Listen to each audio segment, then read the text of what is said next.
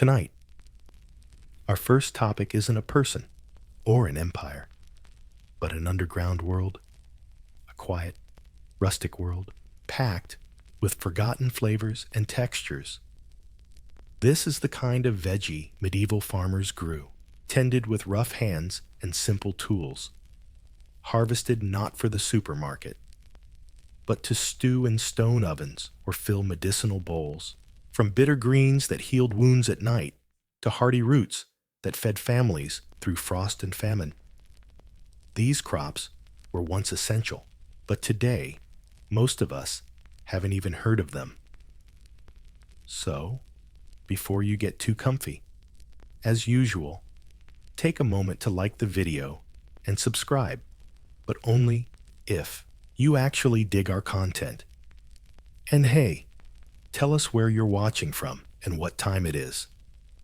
Sometimes our stories get so interesting you can't sleep. And sometimes we try to make them a bit dull to help you doze off. Now, turn off the lights, fire up the fan for some white noise, and let's dive into what's coming tonight. Skirret, the sweet root of forgotten fields in peaceful medieval Europe. Before potatoes crashed the party, there was skirret, a name almost never mentioned today. But back then, it popped up in small gardens and tiny plots like leek or onion plants.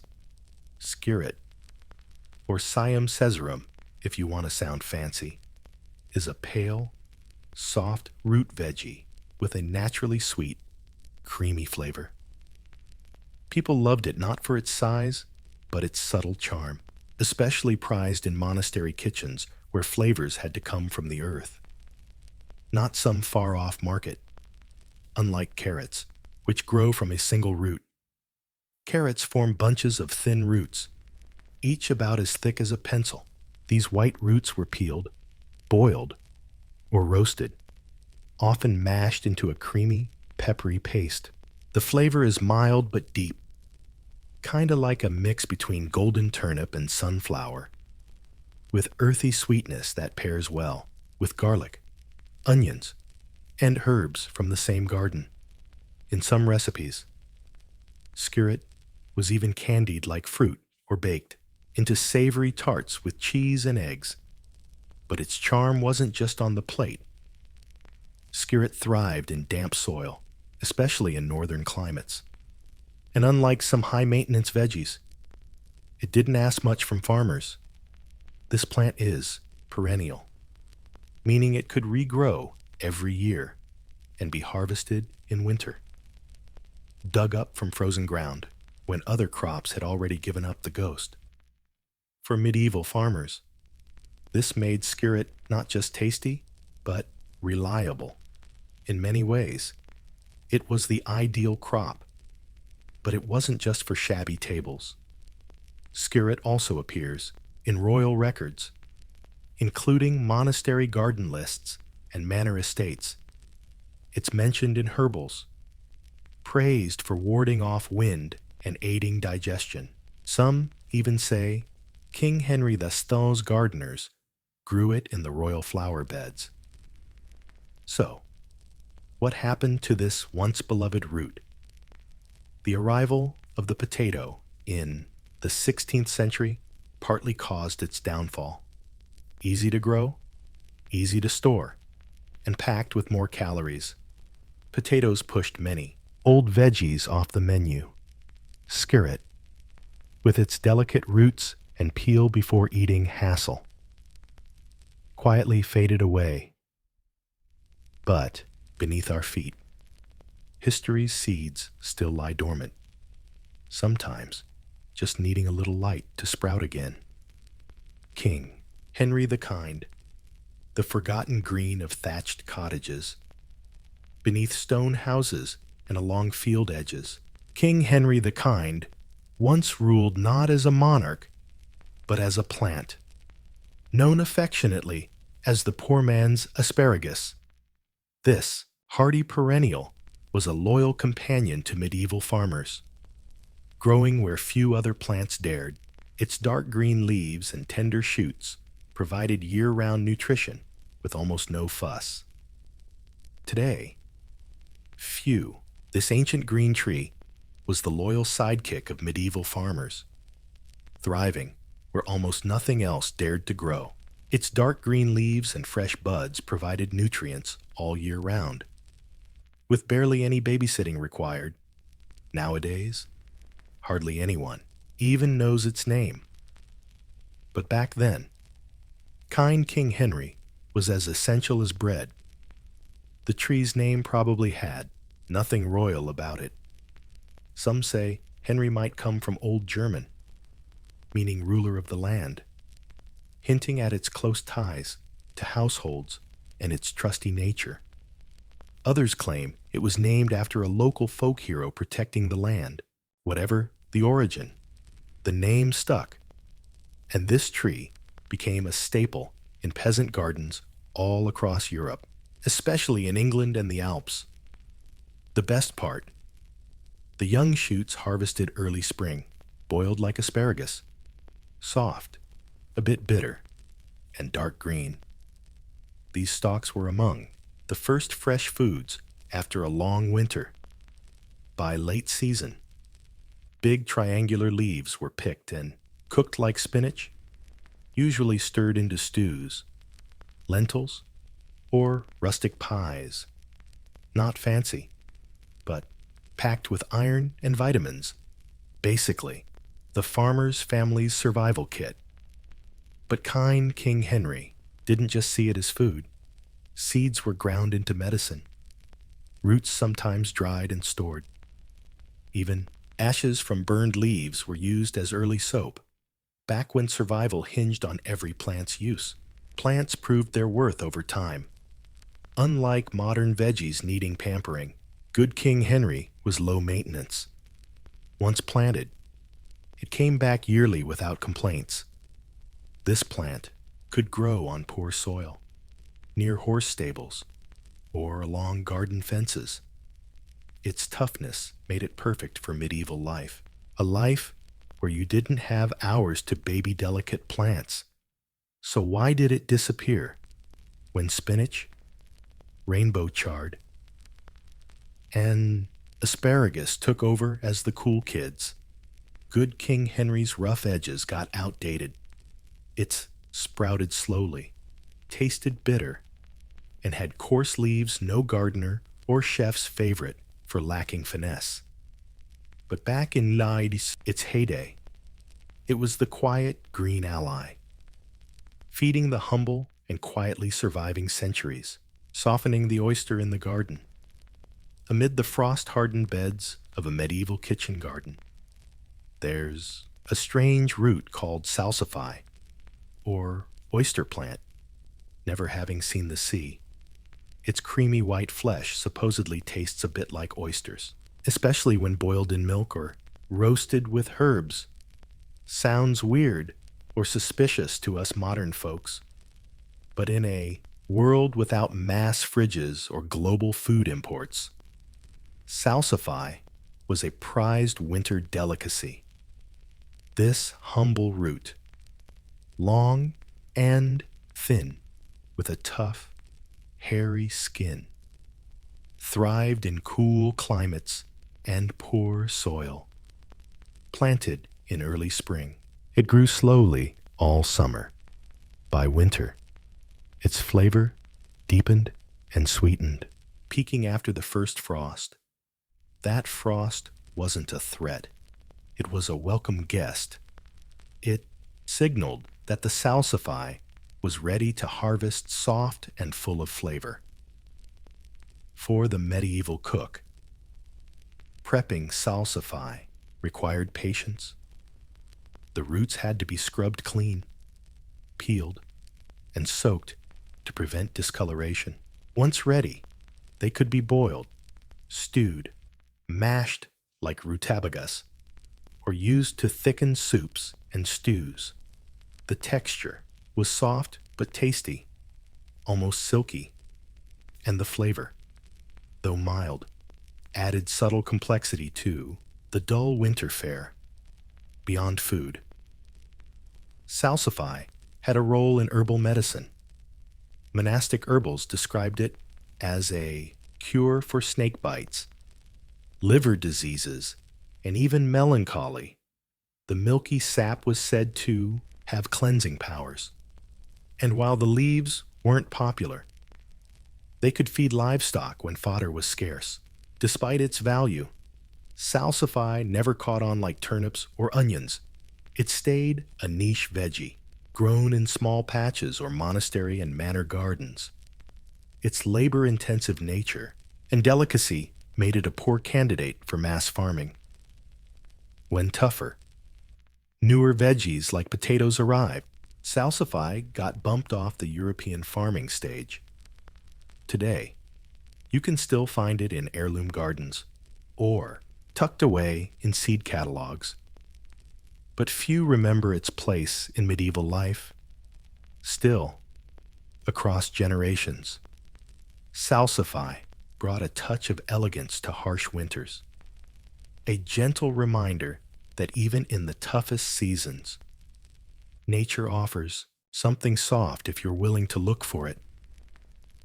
Alexander, the ancient herb, time forgot it. Long before parsley and celery showed up on kitchen counters, medieval farmers grew a plant called Alexander, with tall, hollow stalks and dark green leaves. Alexander used to be the medieval herb garden's star player, known for a slightly spicy celery-like kick. This plant found its way into everything from stews and salads to pickles and medicinal teas. Today, it's almost extinct from our plates. But back in the Middle Ages, it lined roadsides, monastery gardens, and stood guard beside castle walls like thyme or sage. Introduced to England by the Romans, Alexander's Smyrnium olisatum was the must-have herb in any chef's garden. It could grow nearly 6 feet tall, and every part had a use. Leaves spiced up soups. Stalks were blanched and eaten like asparagus. Seeds added a peppery punch.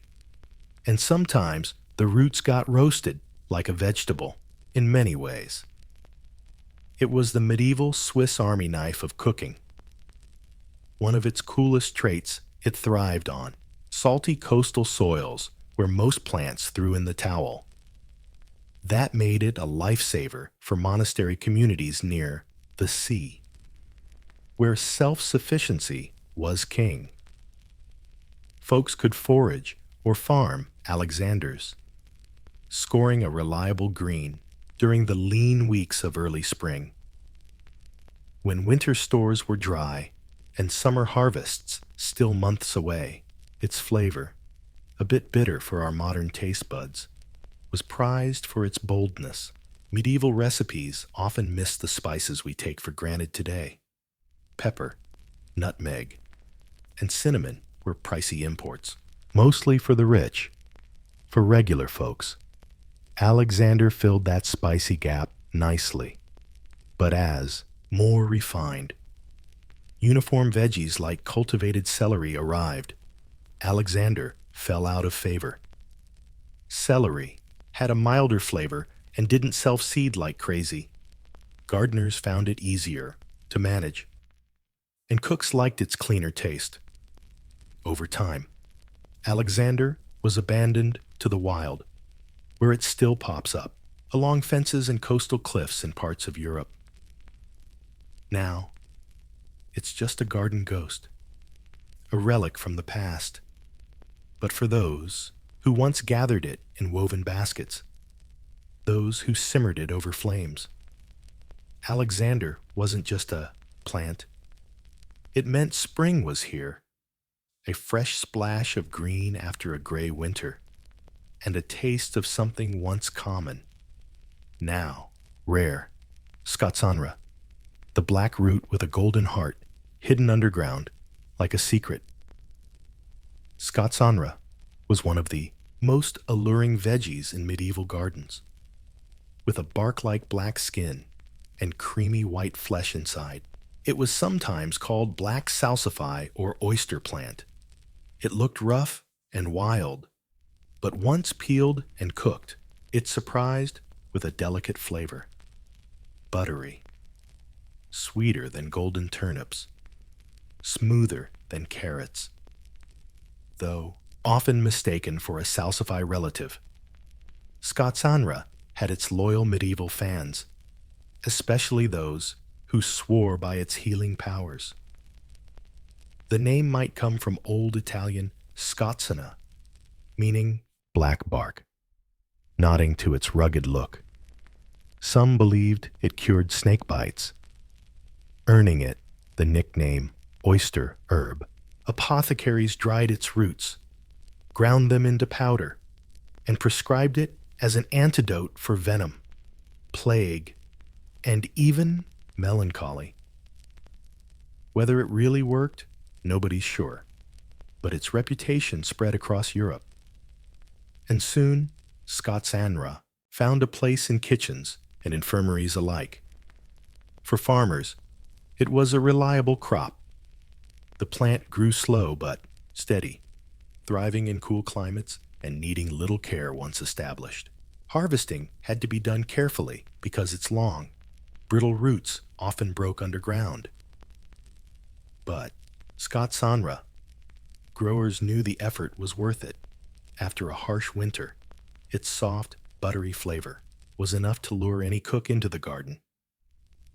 Culinary uses varied by region and status. In monasteries and among Scots, scorera was boiled and eaten with herbs or grains. In noble households, it might be baked into pies or roasted with other veggies. Its mild sweetness made scorera a versatile player perfect with meat, fish, or all on its own. Some medieval chefs even mixed it with honey and vinegar to boost its natural sweetness. Valuable as it was, scorera eventually lost its charm. The rise of easy-to-grow, higher-yield root veggies like potatoes and carrots shoved it aside. Its tough outer shell and the need to peel it made it a no-go for modern taste buds. But back in the Middle Ages, scorera wasn't just food. It was medicine, hope, and a cozy winter hug, a reminder that even beneath the roughest skin, something precious waits. It just asked you to dig a little deeper. The kind of fruit that needed to rot before it was ripe, looked weird, wrinkly, and felt soft to the touch. The medlar apple might be one of the most misunderstood fruits ever grown in medieval Europe. It looked like a little brown apple with a star-shaped bottom. So it was crudely nicknamed open ass in Old English texts. Crudely called open ass in Old English texts. But beyond its strange looks, this fruit held a big role in medieval cooking and culture. Unlike most fruits, it had to go through a process called bledding, a controlled rot before it could be eaten. And when it did, it turned into something soft, sweet, and richly flavored, like applesauce with a splash of wine. The medlar tree grew slow but steady, thriving in cooler climates. They were often planted near monasteries, orchards, or garden corners. The fruit was picked late autumn, long after apples and pears were gone, then stored in straw or on windowsills until soft. This made it a prized winter treat, a rare sweet when most fruits had long disappeared. Medieval chefs knew the art of patience, and the medlar rewarded those who waited. Peeled, it could be eaten straight, with a spoon, or mashed and served with cream, wine, or cheese. It also starred in jellies, sauces, and festive tarts. Wealthier households tossed medlar jam into winter feasts, pairing it with roasted meats or moldy cheeses. But the medlar's significance wasn't just culinary. It was symbolic too. Poets and historians used it as a metaphor for aging. hidden sweetness, and things that look ugly but hold inner beauty. Shakespeare mentioned it several times, usually with a dry chuckle. In many ways, it was the perfect medieval symbol, modest-looking, slow to mature, but full of depth and richness when cared for. Over time, with new fruits like oranges, peaches, and bananas invading European markets, the medlar lost its crown. The fact it had to ripen after picking made it outdated in the age of convenience. But back then, medlar was a product of reflection, reminding medieval folks that time, decay, and patience could bring unexpected rewards. And maybe that kind of beauty isn't always obvious at first glance. Rampion, the origin of a fairy tale. In quiet corners of medieval herb gardens and small plots, rampion was once both food and folklore, with edible soft leaves and slender white roots. Rampion was a favorite among peasant families and monastery gardeners. But for many today, the name's best known not from old recipes but from the story of Rapunzel, the fairy tale girl named after this very plant, rampion, also called campanella rapunculus, is a two-faced herb with young leaves eaten like spinach and roots that are crisp, tender, and mildly sweet, kind of like radishes or delicate golden turnips. In spring and early summer, it provided nutritious greens. By late autumn, it offered a small but tasty root veggie for medieval families with little land and even less money. Rampion was a gift, easy to grow, tough as nails, and totally edible from leaf to root. This plant thrived in ordinary garden soil without fancy organic fertilizers or much fuss. That made it perfect for family plots, often grown alongside radishes, cilantro, and herbs. The leaves were picked when young and tender. Stir it into soup or eat it raw with vinegar and salt. When the roots get thick enough, they're dug up in late autumn and roasted, boiled, or tossed raw into salads. In famine years, this humble plant was a lifesaver, bridging the gap between the last winter stores and the first spring harvest. Its mild flavor and versatility made it popular, but its symbolism was just as strong. Rampion's connection to fertility, desire, and cravings pops up in early folklore, especially in German regions where the Rapunzel tale was born. In the story, a pregnant woman craves curly lettuce from a witch's garden, sparking a chain of events that ends with her daughter imprisoned and eventually rescued. This plant's role in that story of longing, patience, and transformation reflects how people once saw these ordinary greens as not just food, but nature's power. Over centuries, the rampion faded from common use. It got overshadowed by faster-growing crops and easy-to-harvest greens. Today, it's a rare sight, more likely to pop up in fairy tales than in your soup pot. But it kept sprouting quietly by small homes, green, fresh, and full of life. A plant that brings both hunger and healing, daily meals and bedtime stories. A root that once nourished both body and imagination. The chervil root, the subtle flavor of monastery gardens, hidden in the shady corners of medieval gardens, especially those tended by monks and herbalists, was a slender, pale root called chervil. Despite sharing a name with the more familiar chervil herb, known for fern-like leaves and a mild anise flavor. The Cherryphilum bulbosum root was its own treasure, with delicate flavor and texture. Chervil gave medieval chefs a refined option in a world full of rough, bitter, or starchy vegetables. Looking pretty plain, think skinny, stubby carrot with pale brown skin and ivory flesh. The taste was anything but boring. Boiled or roasted, Chervil root tastes sweet, creamy, almost chestnut-like with a hint of licorice. This gentle aroma made it a monastery kitchen favorite, where food wasn't just fuel, but a balm for body and soul. Unlike many veggies, Chervil demanded patience. It sprouted slowly, sometimes taking weeks, and had a long growing season sometimes, lasting up to 9 months.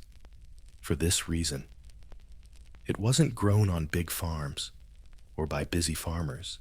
Instead, it thrived in carefully tended garden beds, usually by monks or gardeners with the time and know-how to care for it under the right conditions. The payoff was worth it, a soft, easy-to-digest root with a lovely flavor. In the kitchen, Chervil root had many uses. It was often boiled and served with butter, added to broths for a mild sweetness, or mashed like turnips. Early recipes even threw it into spice cakes or root puddings mixed with honey and cinnamon for festive meals. But it wasn't just food. In herbal medicine, it helped digestion, reduced fevers, and improved circulation. Yet, like many forgotten veggies, Chervil root fell victim to agricultural industrialization. Its slow growth and special needs didn't fit large-scale farming. Roots like potatoes, carrots, and yellow turnips offered higher yields and faster profits. Today, Chervil root is almost a ghost, a fleeting presence in old seed catalogs or on the shelves of heritage plant collectors. But in the quiet gardens of medieval Europe, where hands silently nurtured life from the soil, Chervil root stood as a reminder that gentleness can grow even in the hardest ground. Sea kale, the ocean's undercover veggie. In windy villages, medieval Europe, where quiet hands nurtured life from the soil, the Chervil root was a reminder that gentleness could grow even in the hardest ground. Sea kale, the ocean's undercover veggie. In windy coastal villages along Europe's rugged shores, where salt and sea ruled the land, a strange plant took root. Sea kale, with thick, blue-green leaves and a sturdy ivory stem. Cranberrima sea kale once thrived on rocky coasts, prized for its bold flavor and resilience. Long before it was domesticated in gardens, coastal farmers and foragers gathered it from the wild, admiring its tough shape as both nutrition and sea kale wasn't your average leafy green back then.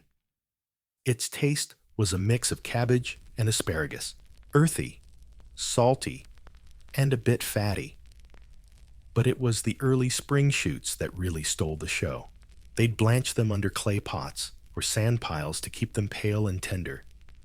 These ivory stalks sprouted crisp, juicy shoots, delivering one of the first fresh veggies of the year. Back when most folks munched on dried beans or stored roots, sea kale screamed, "Spring is coming!" Medieval cooks, especially fishing village types, often boiled or steamed these shoots, usually serving them with fish or mixing them with butter and herbs. In monastery kitchens, trying to mimic seaside gardens, sea kale was planted on raised beds near salty soil. It became a mild, unpretentious delicacy, nothing fancy or weird, but nutritious and seasonal. Its roots impressed too, long, thick, edible, though tougher than the shoots. Some herbal texts mention using them in decoctions or tonics for internal cleansing. The leaves were broad and rough, sometimes used like collard greens, though their tough texture made them better suited for long stews.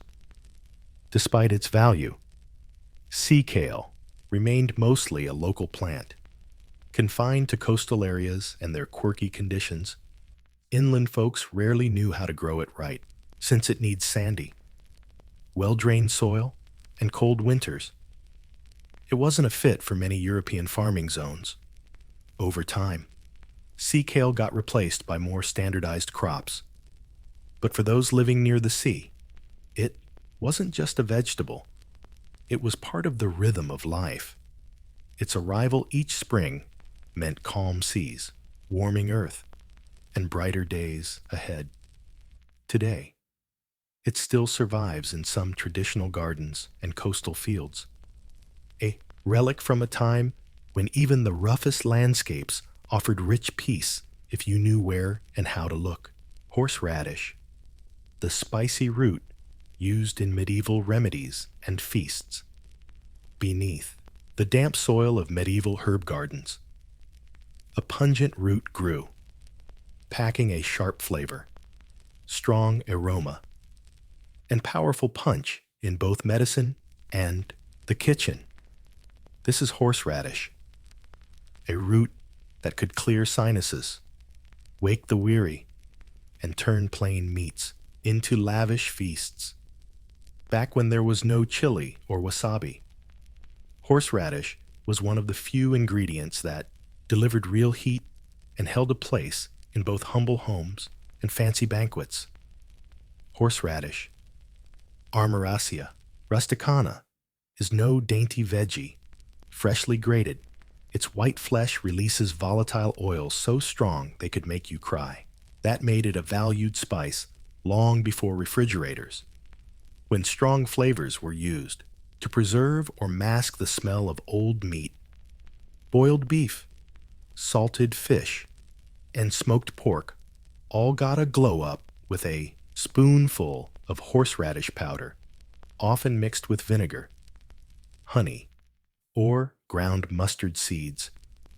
But medieval folks didn't just use horseradish for its kick. It was deeply respected for healing powers.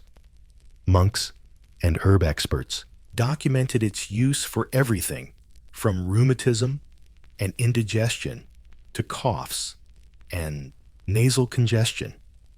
Root mashed in vinegar became a tonic or poultice for aching joints. Some even soaked their feet in horseradish leaves, believing it drew toxins from the skin.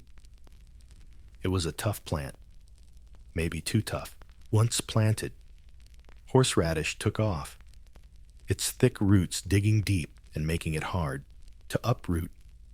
This wild streak made it both a blessing and a headache in medieval gardens. Farmers often left it in a separate corner to grow wild and free, knowing it would come back every year unbothered. Its role in a private corner to grow undisturbed, knowing it would bounce back every year without a fuss. Its role in special feasts was especially notable in winter and spring. When fresh meat and herbs were scarce, horseradish brought brightness and warmth to those thick meals. Scarcity was real. Horseradish added some zing and heat to meals that were already pretty dense. It also played a part in early season rituals and religious traditions, often tied to cleansing and rebirth, especially around Easter in Central Europe. Though still known today, horseradish mostly remains just a spice in modern cooking. But back in the Middle Ages, it wasn't just a spicy flavor. It was a medicine, a challenge, and a badge of culinary bravery. For medieval peasants, this root was a reminder that the earth could fight back. And sometimes, that's exactly what you needed. Parsley, the lost love child of two kitchen staples. In Chachin medieval gardens, where every plant had to earn its place by usefulness and toughness. There was once a quiet hybrid called parsley. True to its name, parsley was a natural mix of parsley and celery, sharing traits of both, yet holding its own as a humble treasure, almost forgotten today. But back then, parsley was a double blessing for cooks and healers alike. The fragrant parsley leaves combined with crisp young celery stalks. This plant thrived in the same fertile, well-drained beds monks and peasants used to grow their daily herbs. Its leaves had small serrations and a dark green color, quite like flat-leaf parsley, but the leaf stems were plumper. The stalks were sturdy and a bit crunchy, not as thick as celery, but tougher than parsley's usual thin stems. This made the plant super versatile. Chop it up for stews, toss the stalks in broth for extra oomph, or chew it raw to help digestion. In an era when imported spices were rare and pricey, just a handful of this herb could instantly level up a dish's complexity, making it a prized favorite. It often appeared in stews, lentil dishes, or mixed with barley and lentils in rural meals. In fancier kitchens, where flavor mattered as much as presentation, parsley offered subtle taste and eye-catching garnish all in one plant. Its uses didn't stop at the kitchen. Like parsley and celery, parsley was valued for medicinal properties. Monastic herbal books praised its leaves as cleansing and warming. Used to stimulate appetite or reduce water retention, people chewed it after meals to freshen breath and soothe the stomach. Brewed it as tea to aid digestion and reduce swelling, despite its promise. Parsley never quite caught the widespread fame of its two parent plants. As time passed and celery was cultivated into bigger, softer varieties, parsley gradually faded away. It was too delicate for mass farming and too fragile to survive rough soils without care. Gardeners stopped saving its seeds. Recipes stopped mentioning it. Today, it lives on only in obscure botanical texts and heirloom seed collections, a flavor once known by hand and nose, not by name.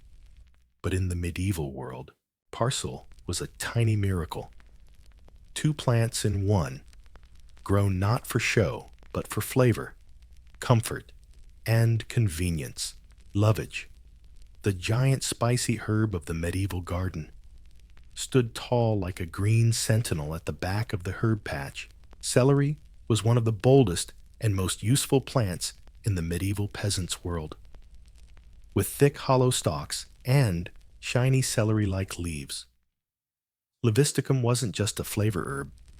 It was a hearty food source, a key medicine, and in many families, a year-round guardian leaf, flavor-wise. Celery was pungent, sharp, spicy, and fragrant, like a concentrated blend of celery and parsley with a hint of anise. It instantly added depth, even to the simplest stew or soup. Just a few leaves could turn a pot of barley and onions into something way more flavorful than the sum of its parts. Both peasants and noble chefs appreciated its power. It boosted the taste of meats, grains, and even cheese dishes with a punch few other herbs could match. Cooks used every part of the plant. Young leaves chopped, spicy, sharp, and aromatic, like a concentrated blend of celery and parsley with a hint of star anise. It instantly deepens the flavor of even the simplest stew or soup.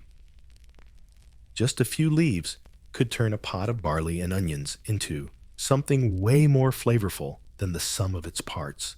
Both peasants and noble chefs appreciated its power. It enhanced meats, grains, and even cheese dishes with a punch few herbs can match. Cooks used every part of the plant. Young leaves were chopped and mixed with beans or grains. The stalks, usually blanched, were eaten like celery or stirred into soups to boost flavor. Even the seeds were collected and crushed, used like dill or caraway in breads and herbal bait. And the thick, twisted roots were boiled into tonics or mashed into poultices for healing. In monastery medicine, celery was considered a warming herb, stimulating digestion and soothing sore throats. This remedy was prescribed for everything from kidney disease to bloating. People believed tea made from celery seeds or roots could ease menstrual cramps and calm the nerves. It's strong. Aromatic scent even made it a natural air freshener. Sometimes, folks displayed celery branches in kitchens or carried them around to ward off illness. Celery grows tall, often up to 6 feet, and gets tougher every year. Its perennial nature made celery a favorite for busy farmers who liked self-sustaining plants.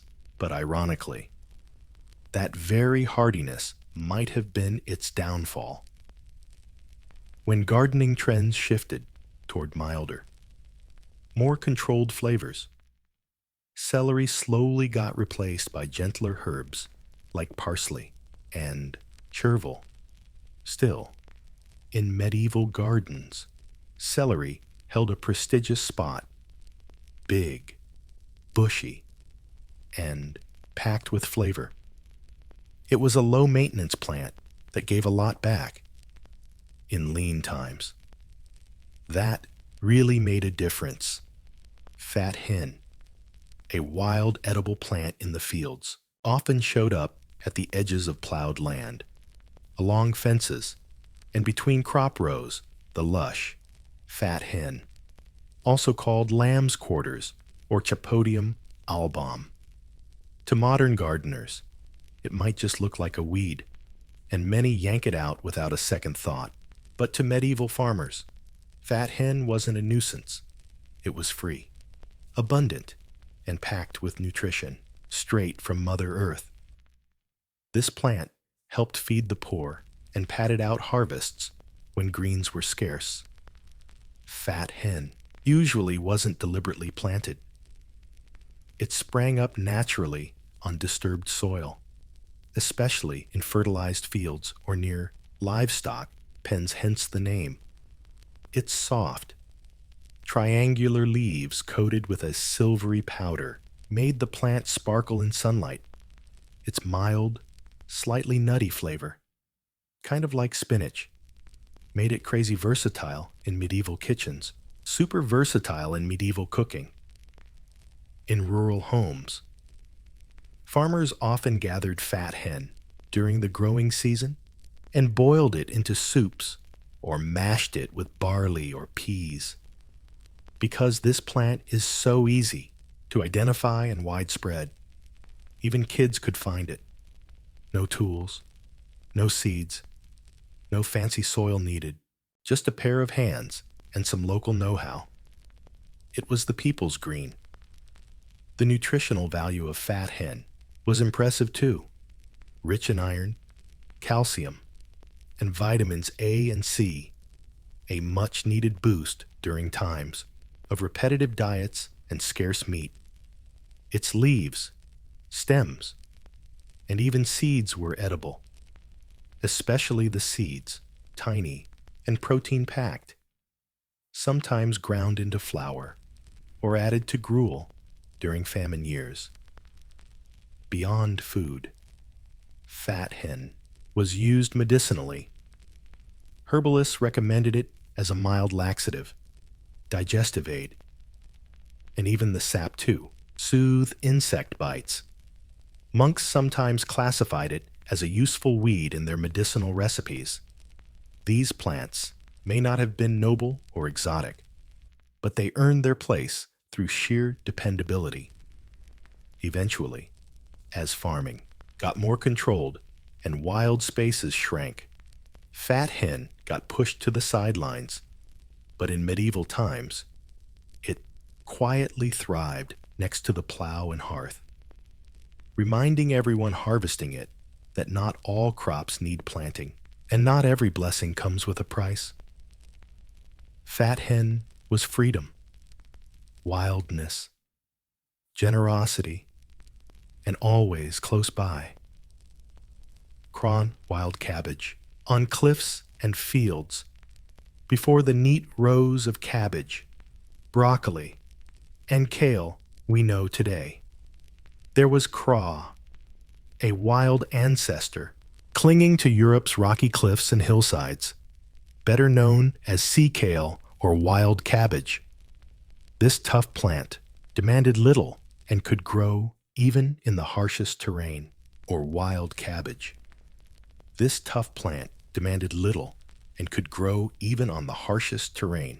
For medieval farmers, especially along the coast, chicrée was a gift from the edge of the world, a hardy green vegetable with bitter leaves that softened when cooked right.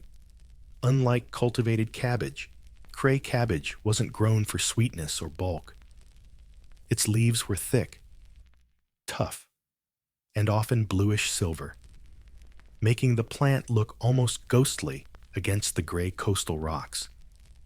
But its real power was resilience. The plant looked almost spooky on the gray rocky coast, but its strength was in its toughness.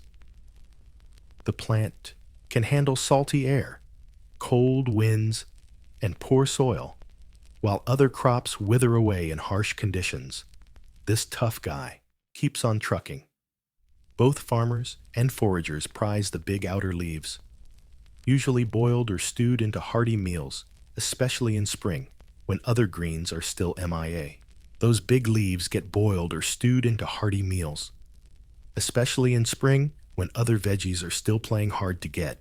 Raw sea kale tastes bitter and stringy, but slow cooking tones down the bitterness. And toss in some onions, garlic, or pork fat, and suddenly it's survival food 101. During lean times, sea kale was the difference between starving and surviving. Its roots are edible, too thick and starchy, though not as tasty as the leaves. Sometimes they dried and stored the roots, grinding them into coarse flour or fermenting them into primitive veggie jams. And like many medieval plants, sea kale had its place in folk medicine. Herbal texts praised it for digestive issues and as a body detox standard, medieval health speak. Practical for sure. But sea kale never really got domesticated in the Middle Ages. It stayed on the fringe, both literally and culturally, hanging out on cliffs, sand dunes, and forgotten edges. It was the wild food of poverty, not fancy feasts. Yet it fed generations of coastal folk who learned to trust its stubborn presence. Sea kale isn't pretty or easy to grow, but it's honest. It asks for nothing but space to grow and rewards those willing to look beyond the field's edge. In a world ruled by seasons and struggle, sea kale silently proves life pushes through even bitter soil. Sea kale isn't a flashy plant, nor easy to farm, but it's reliable. It demands little but space to grow, and rewards anyone daring enough to look beyond the field's borders. In a world ruled by seasons and struggle, sea kale quietly shows that even in bitter soil, life finds a way. The sea kale leaves, often ignored, are the leafy tops of a humble root. When people think of kale, they usually picture the round white and purple roots pulled from the ground staples in peasant stews, animal feed, and wartime rations. But in the Middle Ages, it wasn't just the root that mattered. The real treasure, especially early spring, was the green tops. Today, these leaves are often overlooked, But back then, they were prized greens, feeding mouths when fields were empty and winter stores nearly gone. Kale was one of the most widely grown vegetables in medieval Europe, easy to grow, fast to mature, and tough enough for poor soil. It reliably fed both people and livestock, while roots were stored or boiled. The tender young leaves were harvested fresh, cooked, and delicious. These greens were often the first taste of spring, a burst of color and nutrition after the gray monotony of winter. Kale leaves were usually picked while the root was still growing. When boiled, sautéed, or stewed, they had a slightly bitter, peppery kick that jazzed up bland grains or veggies. In rural homes, they were tossed into barley porridge, mashed with beans, or mixed into broth. In fancier kitchens, they got a splash of vinegar, garlic, or cured meat, rich in iron, calcium, and vitamin C. Kale leaves weren't just tasty, they were medicinal. Monks and healers often recommended them to cleanse the blood or boost health after illness. People believed they aided digestion, restored energy, and even purified the mind after long Lenten fasts. This leafy veggie also served as poultices for bruises and minor wounds, a reminder that food and medicine often share the same garden bed. Despite many uses, kale leaves started falling out of favor as more delicate. Fancy greens like spinach and lettuce became popular. Fell out of favor as more delicate and fancy greens like spinach and lettuce became popular. Modern farming bred beets for bigger roots, often sacrificing the leafy tops. What was once prized became compost. But in medieval times, nothing was wasted. Leafy beets were the bridge between seasons, a sign of renewal and a meal. They proved even the humblest crops could throw a feast if you just looked a little above the dirt.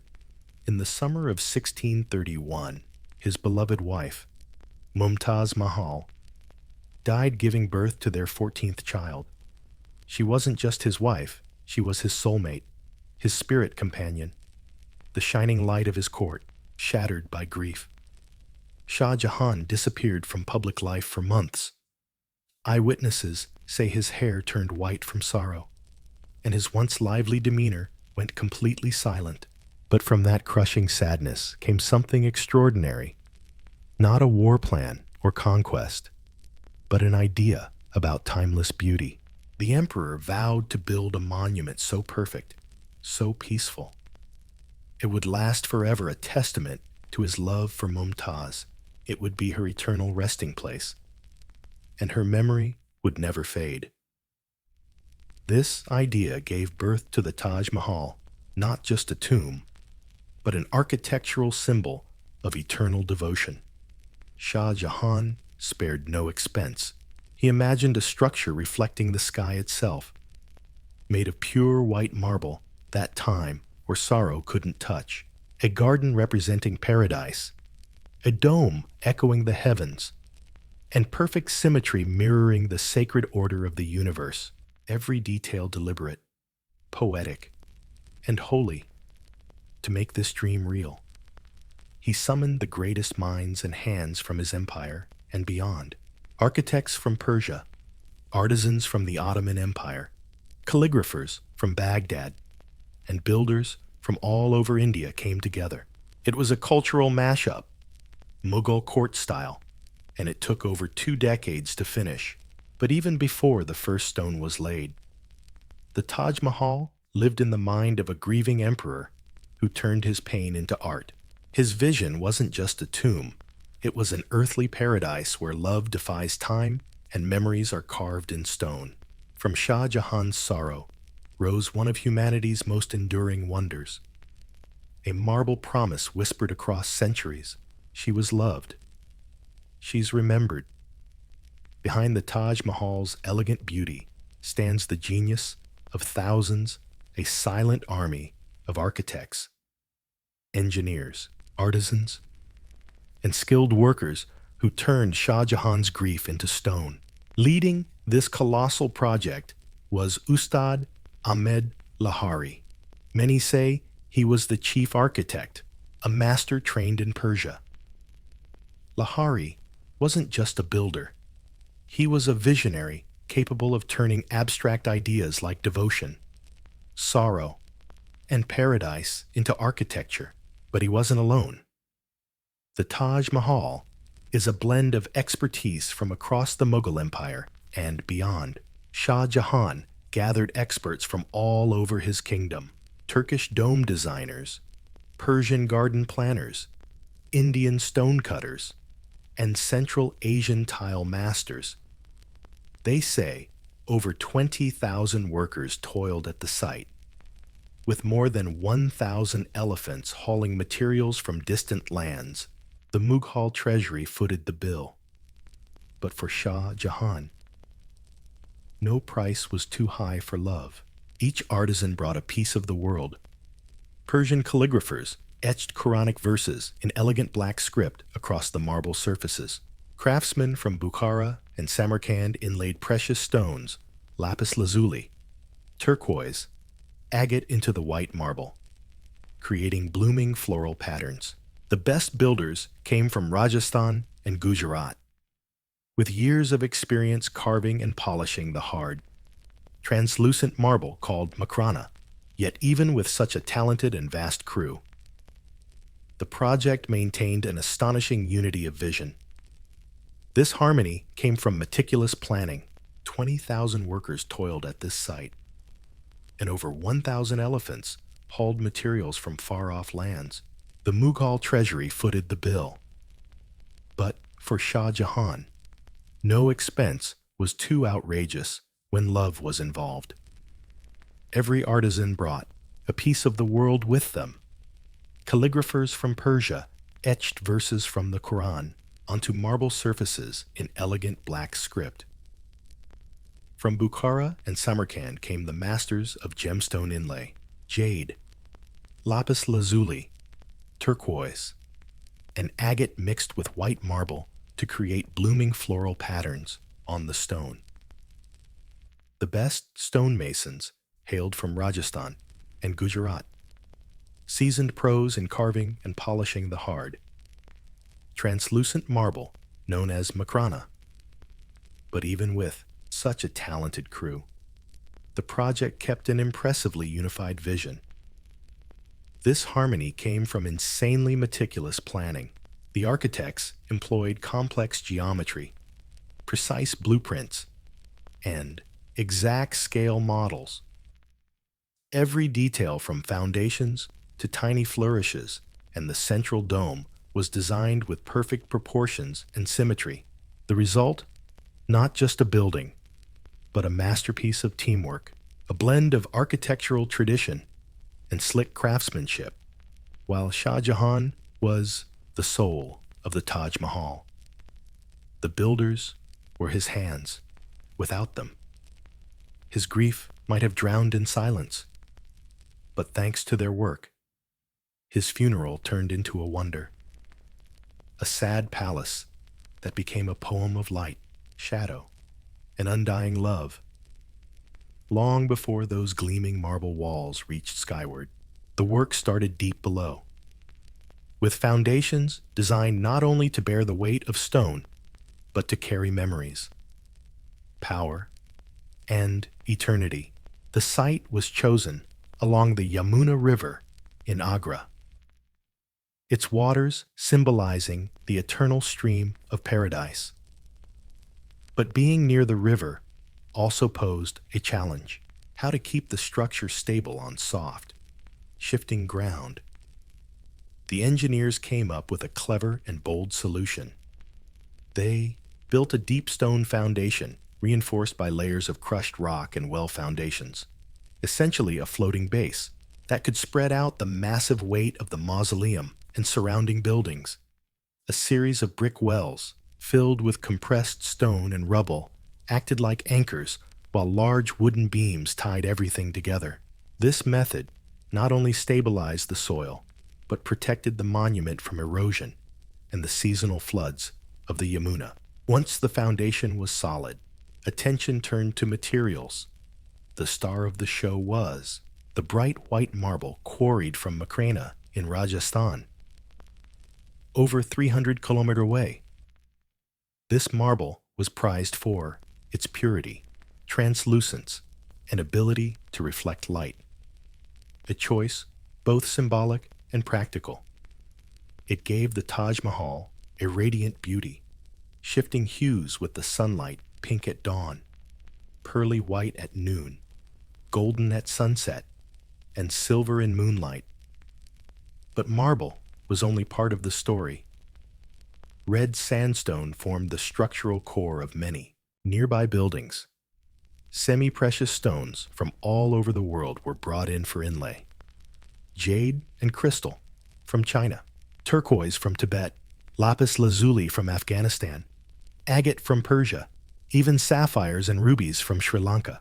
These were used to create intricate floral mosaic paintings decorating walls, floors, and ceilings. Transporting these materials required tight coordination. Elephants, ox carts, and river barges formed a logistics network stretching across continents. Craftsmen set up workshops right on the construction site, carving, polishing, and fitting stones with pinpoint precision. Every material in the Taj Mahal, from the tiniest gem to the largest marble slab, was carefully chosen not just for beauty, but for meaning. The very bones of the monument were selected and arranged to convey love through architecture, preserve sorrow in stone, and endure through the centuries. The Taj Mahal's crowning glory is its massive central dome, nearly 73 meters tall. This dome is both an engineering marvel and a symbol of celestial perfection. It rises from the tomb's center like a full moon floating just above the ground, a visual anchor pulling eyes upward and inspiring awe from every angle. For the Mughal builders, the dome wasn't just decoration, it was a metaphor for the heavens, a cosmic canopy where love, death, and eternity intertwine. The dome's design was a technical and artistic masterpiece, blending symmetry and symbolism into a breathtaking whole. It soared above the tomb like a glowing orb, catching the light and the imagination alike. For the Mughal artisans, the dome was more than just an architectural feature. It was a celestial symbol where love, death, and eternity merged. The dome's design, following the classic Persian double dome technique. That means it's got two layers, an inner dome you can actually see from inside the tomb, and a bigger outer dome that dominates the skyline.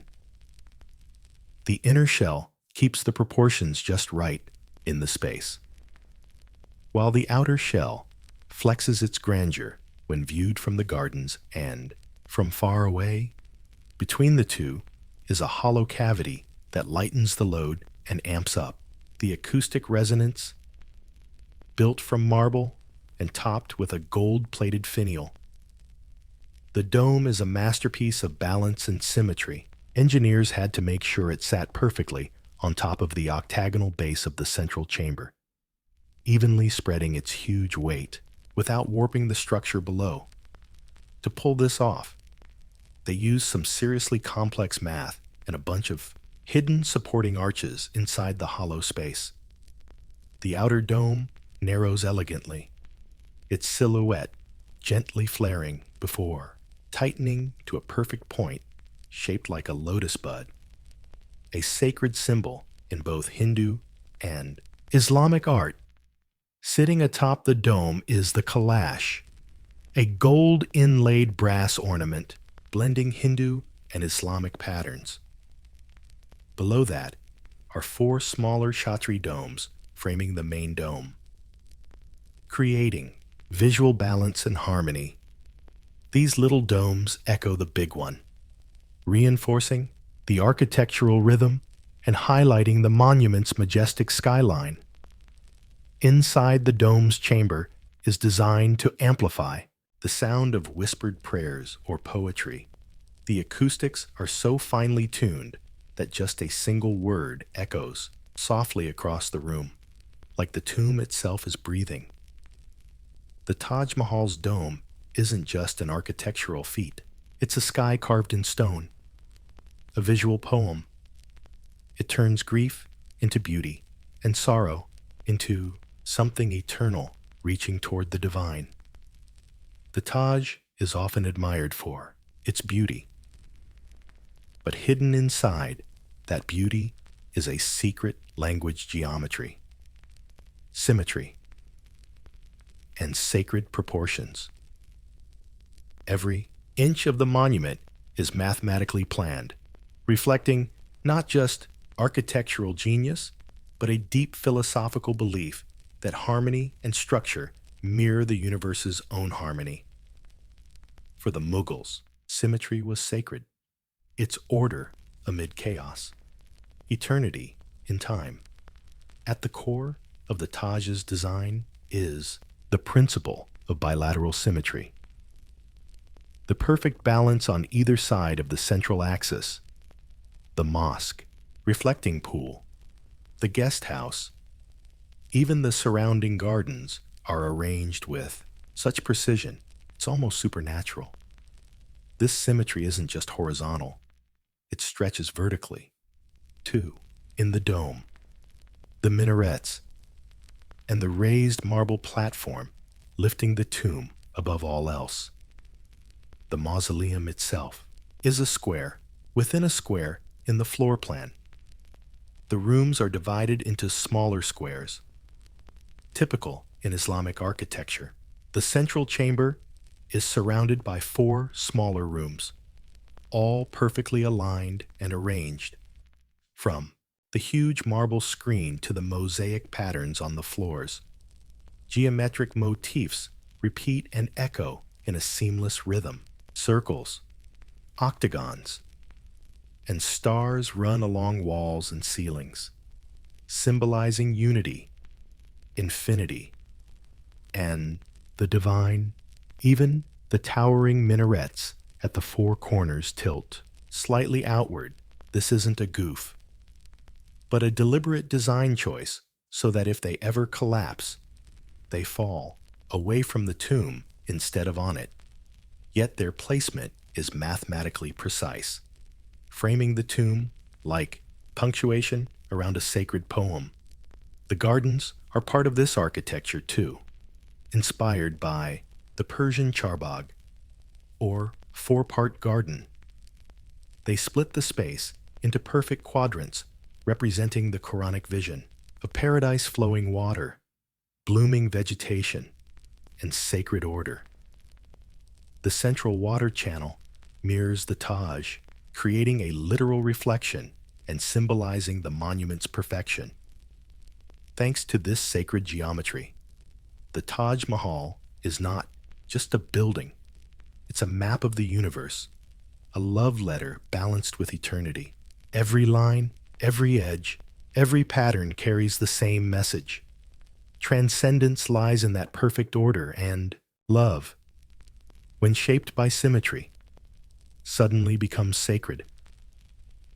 Approaching the Taj Mahal. Your eyes aren't just snagged by the marble and grand domes, there's something subtler at play. Black calligraphy curls around the arched entrance like a poem carved out of shadows.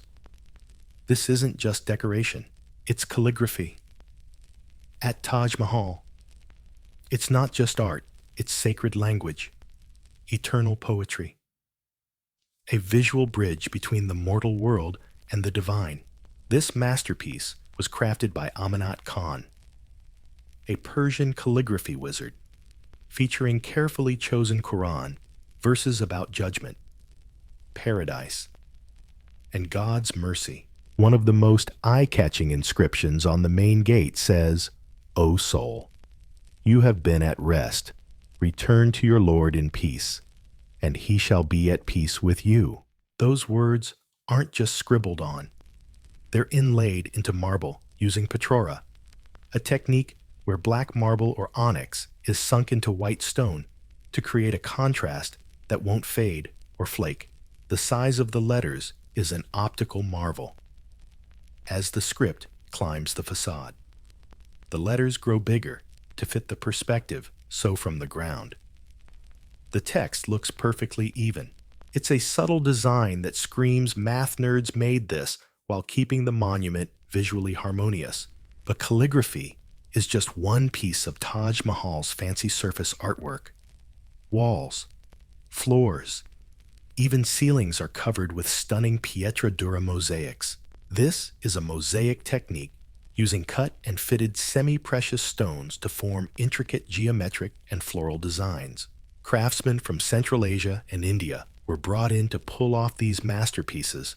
They embedded lapis lazuli, carnelian, jasper, mother of pearl, and turquoise into the marble with jaw-dropping precision.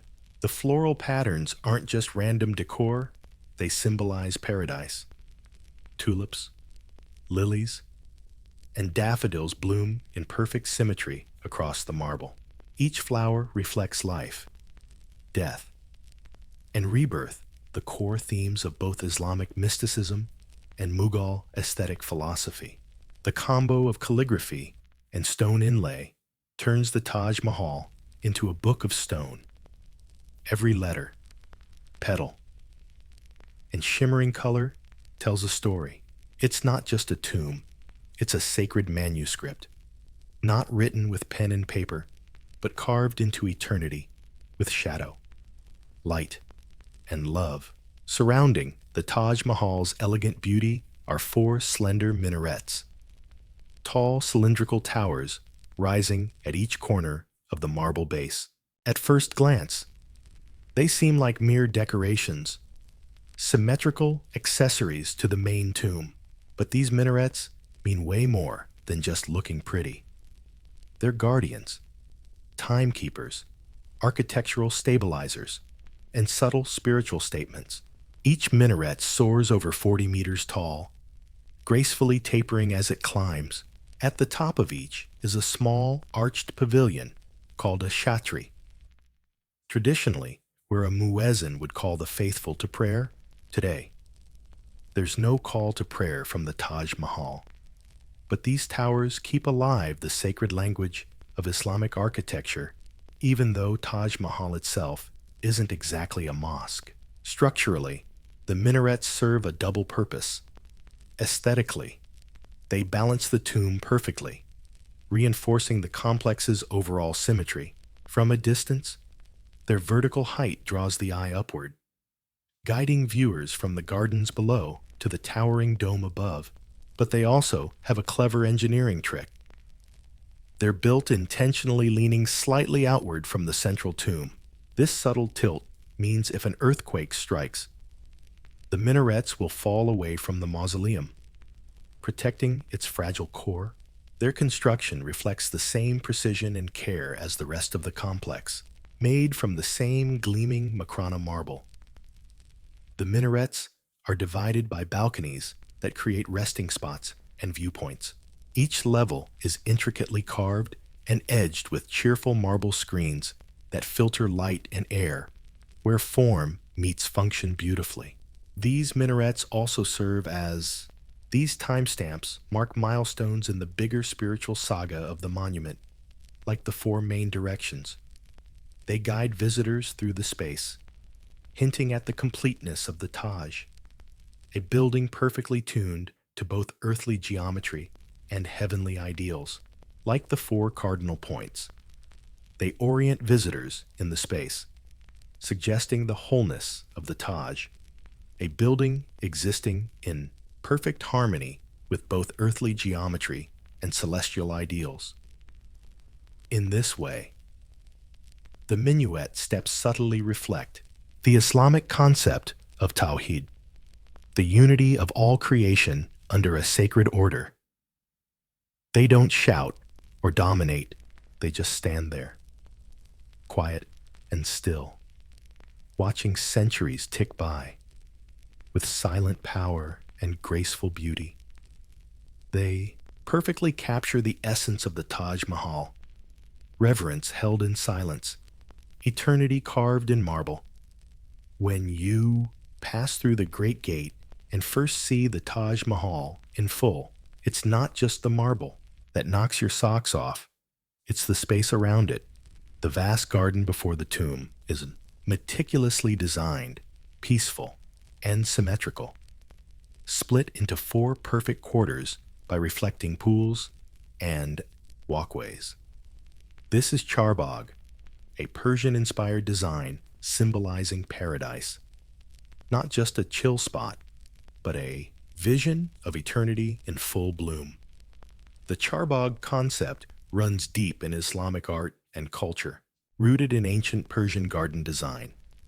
It divides space into 4 parts, often symbolizing the 4 heavenly rivers described in the Quran: water, milk, wine, and honey. At the heart of this layout is the tomb, seen as the spiritual center, the soul's final destination in the afterlife. But Shah Jahan's Taj Mahal garden made a subtle, revolutionary tweak. Traditionally, in Charbagh design, the tomb sits at the center. Here, it's placed at the northern edge, along the Yamuna River. Scholars think this was so the tomb could endlessly reflect on the river, symbolizing the soul's passage beyond this world into the eternal flow of divine presence. The garden is planted with cypress trees, symbolizing death and eternity, alongside flowering trees like pomegranate and jasmine, representing life and renewal. Beds of herbs, roses, and flowering shrubs line the paths, their scents drifting in the morning mist. The sound of water flowing through aqueducts and fountains adds a peaceful layer, evoking the sacred harmony this space aims to inspire. At the garden's center is a large marble pool, Al-Kar, the pool of abundance, named after a heavenly river mentioned in Islamic tradition. Its mirror-like surface reflects the Taj Mahal, as if the very sky is holding this monument in stillness. These gardens aren't for wandering aimlessly, but for contemplation. They prepare the soul, remind us of eternity, and let beauty be experienced not as a luxury, but as a truth. In this quiet scene of symmetry and fragrance, Shah Jahan made his love story bloom. Not just in stone, but in soil, with dazzling beauty and balance. The Taj Mahal carries a mystery, hinting that there's something deeper lurking beneath its surface, waiting to be discovered. Beyond the craftsmanship and design, hidden inside those marble walls and quiet chambers are legends and secrets passed down through centuries. Some rooted in truth, others born from myth, but together they add layers of meaning to this love monument. One of the most persistent tales is the story of Shah Jahan's darker ghost. According to legend, he planned to build a twin tomb in black marble across the Yamuna River, where he would rest forever facing Mumtaz. A silver or black stone bridge would connect the 2 places. But before this project could even start, Shah Jahan was overthrown and imprisoned by his own son, Aurangzeb, in Agra fort. It's said that from his cell, he gazed at the Taj Mahal for the rest of his life, never fulfilling his dream. However, archaeologists have never found any solid evidence of the Black Taj Mahal's foundation. Some believe the legend comes from the white mausoleum's reflection on the dark waters of the Yamuna River, a spooky mirror of what could have been. Others see it as a metaphor, a poetic way to express a life cut short by betrayal. Another mystery lies beneath the cenotaphs. While the central chamber, displaying those fancy fake tombs of Mumtaz and Shah Jahan, is all well and good, but their real graves are tucked away in a plain basement right below. These actual graves are humble and undecorated, sticking to Islamic tradition. Quite the contrast to the grandeur above, and a not-so-subtle reminder that death takes everything in the end. Then come the architectural oddity staircases that lead nowhere, sealed rooms beneath the platform, and missing inscriptions that scholars still can't crack. Some guess it's part of a bigger unfinished plan. Others think they were sealed off for spiritual or structural safety reasons, despite the legend that the craftsmen chopped off their hands to stop anyone from rebuilding the Taj Mahal. There's zero historical proof. All that's left is the echo of a ruler's devotion, pushed to wildly imaginative extremes. Ultimately, the Taj Mahal's biggest secret might just be that it keeps whispering stories in silence, not because it hides truth, but because love, the very thing that built it, never really ends. Long before writing, cities, or organized religion showed up, early humans figured out how to chat using colors. Some of the oldest art we know dates back over $100,000 years. At the heart of this visual expression is ochre, a natural pigment made from iron oxide-rich minerals in reds, yellows, and browns. Ochre was humanity's first canvas. The oldest use of ochre was found in South Africa's Blombos Cave, where archaeologists uncovered pieces carved with geometric patterns nearly 75,000 years old.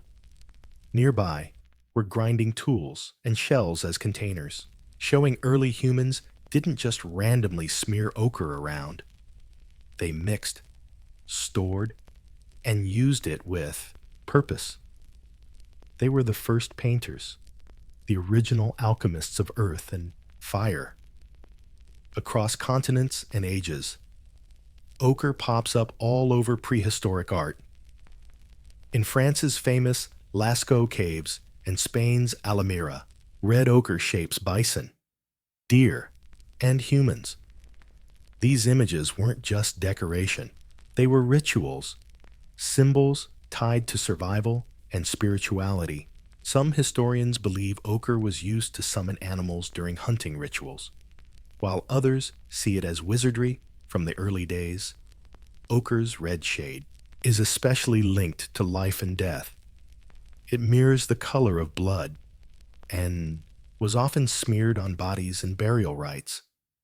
Skeletons from Paleolithic graves have been found dyed red, as if painted up for their journey to the afterlife. So, color wasn't just expression. It became memory, protection, and prayer. But ochre wasn't just spiritual. It had practical uses too. Mixed with animal fat or water, it could be sunscreen, insect repellent, or sealant for tools and leather. Pigments used to paint walls also preserved skin and bone, proving how deeply color was woven into daily life. These ancient pigments mark the start of art history, a legacy not of words, but vision. Ochre was humanity's first brushstroke, a signal that we're more than just animals. We're creators. We're storytellers. And even in the dark, we seek color to say, hey, we're here. For the ancient Egyptians, color was never random. It carried symbolic, spiritual, even magical power. Every color in their art, architecture, and ritual objects was deliberately chosen. reflecting a complex worldview where gods and mortals constantly intertwined. Among their most sacred colors were blues and greens, hues rare in nature and thus highly revered. Blue was especially connected to the sky, the Nile, and the sacred qualities of life and rebirth. But natural blue pigments were extremely rare, so the Egyptians made their own Egyptian blue, the first synthetic pigment in history. Created by firing a mix of sand, copper, and lime in a kiln. This vibrant color was ground to powder and mixed with water to paint statues, tomb walls, and even coffins. It wasn't just about color. It was chemistry, ritual, and innovation, all rolled into one. Green carried similarly strong meaning. It symbolized vegetation, fertility, and eternal life.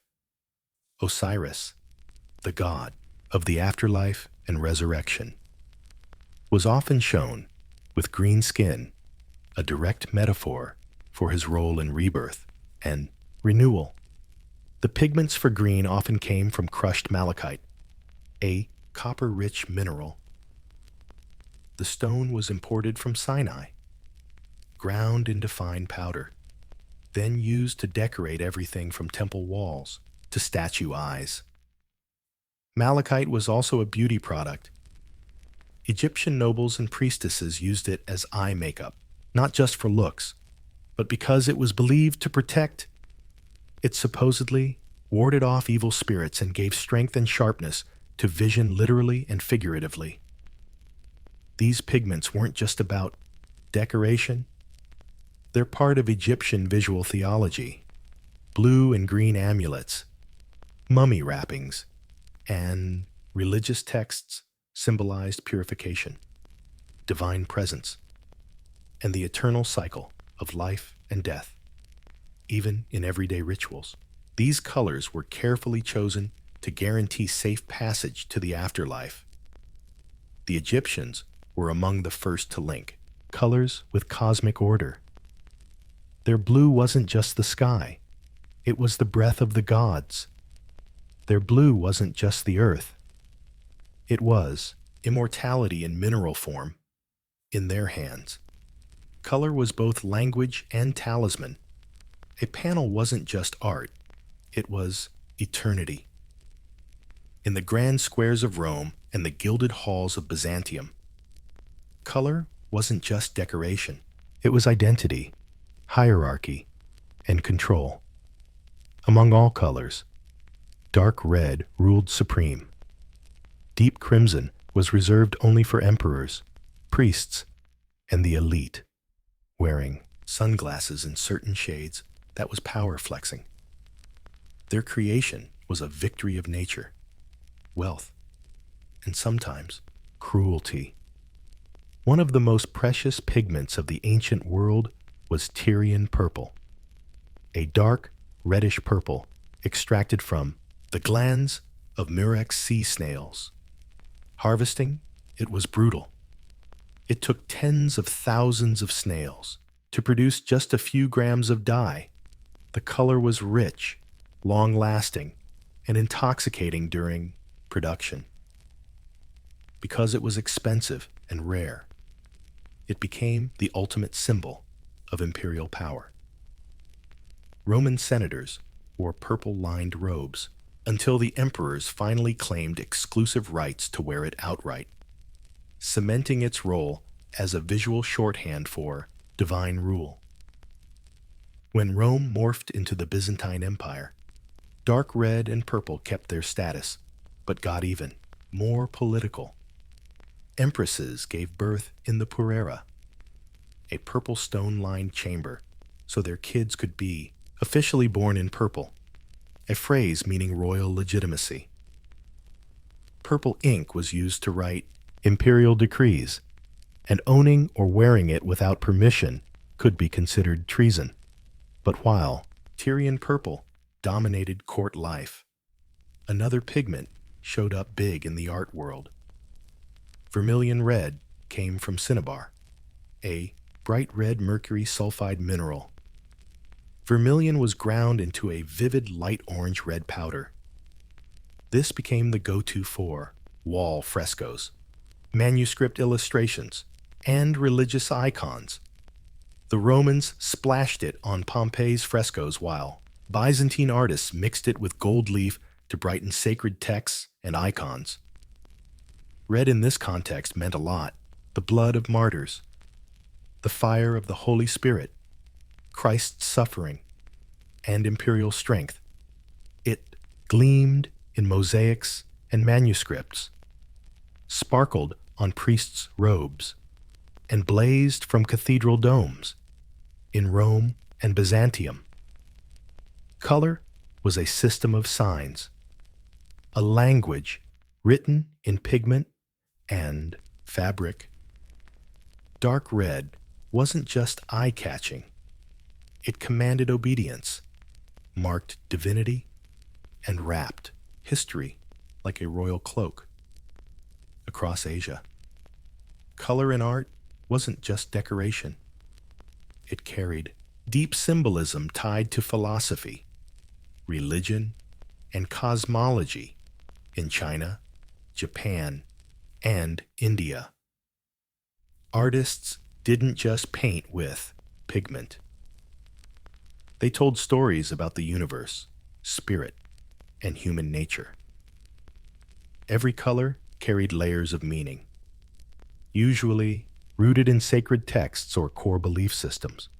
In ancient China, color symbolism was governed by the 5 elements: wood, fire, earth, metal, and water, each linked to a direction, a season, and a color. Green wood symbolized growth and spring. Red fire stood for joy and summer.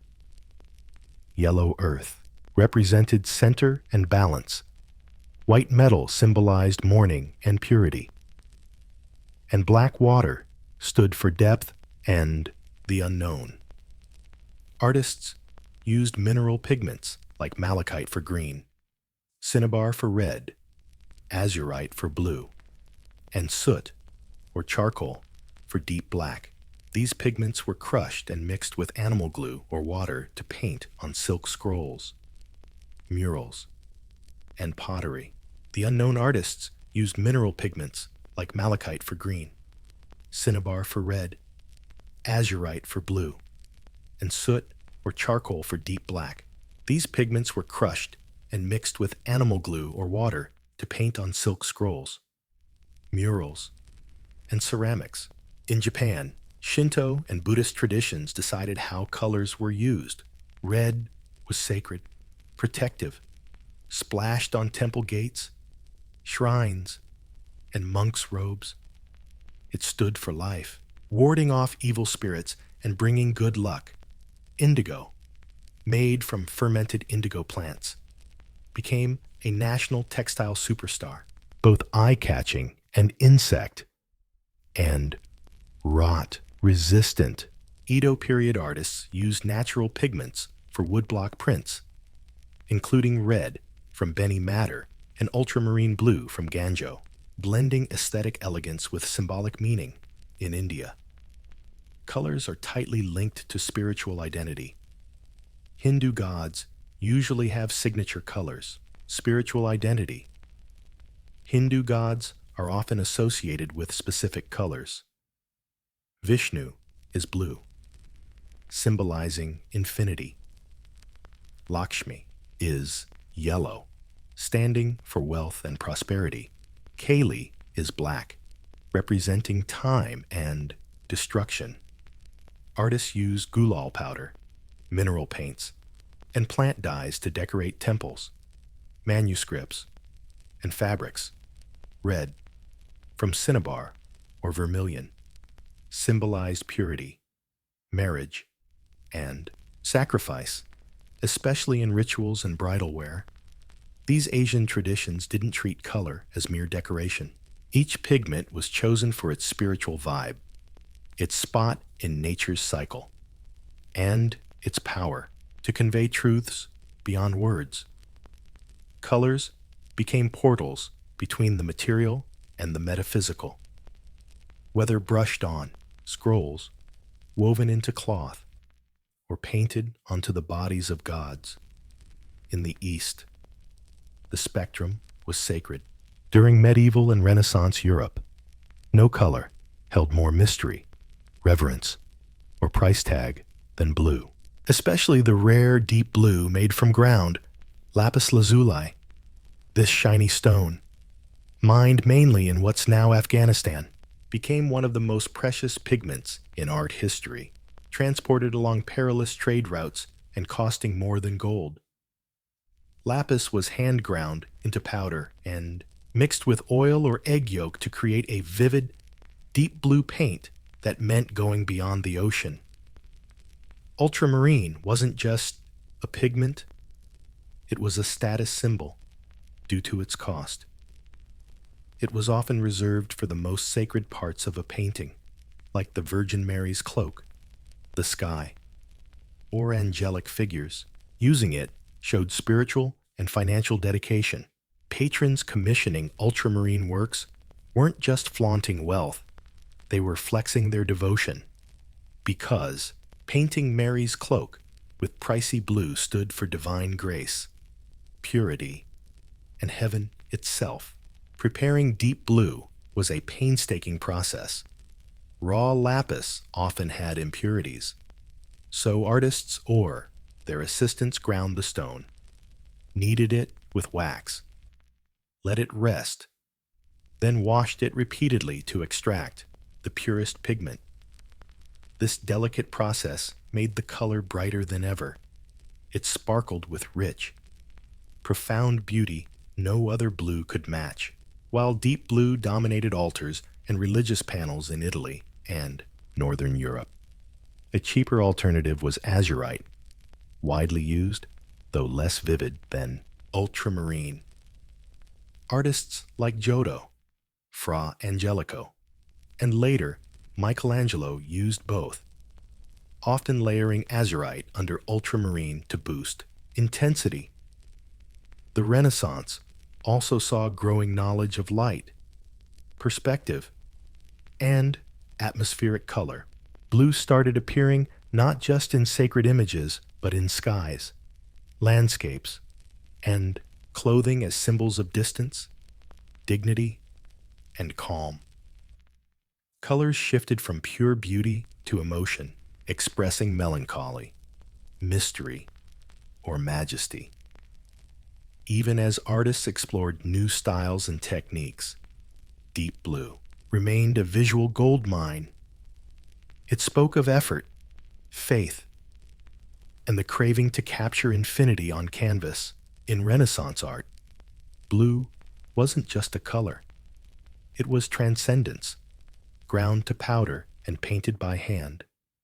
Among the most emotionally charged colors in art history, red always carried meanings of blood, love, anger, sacrifice, and the divine.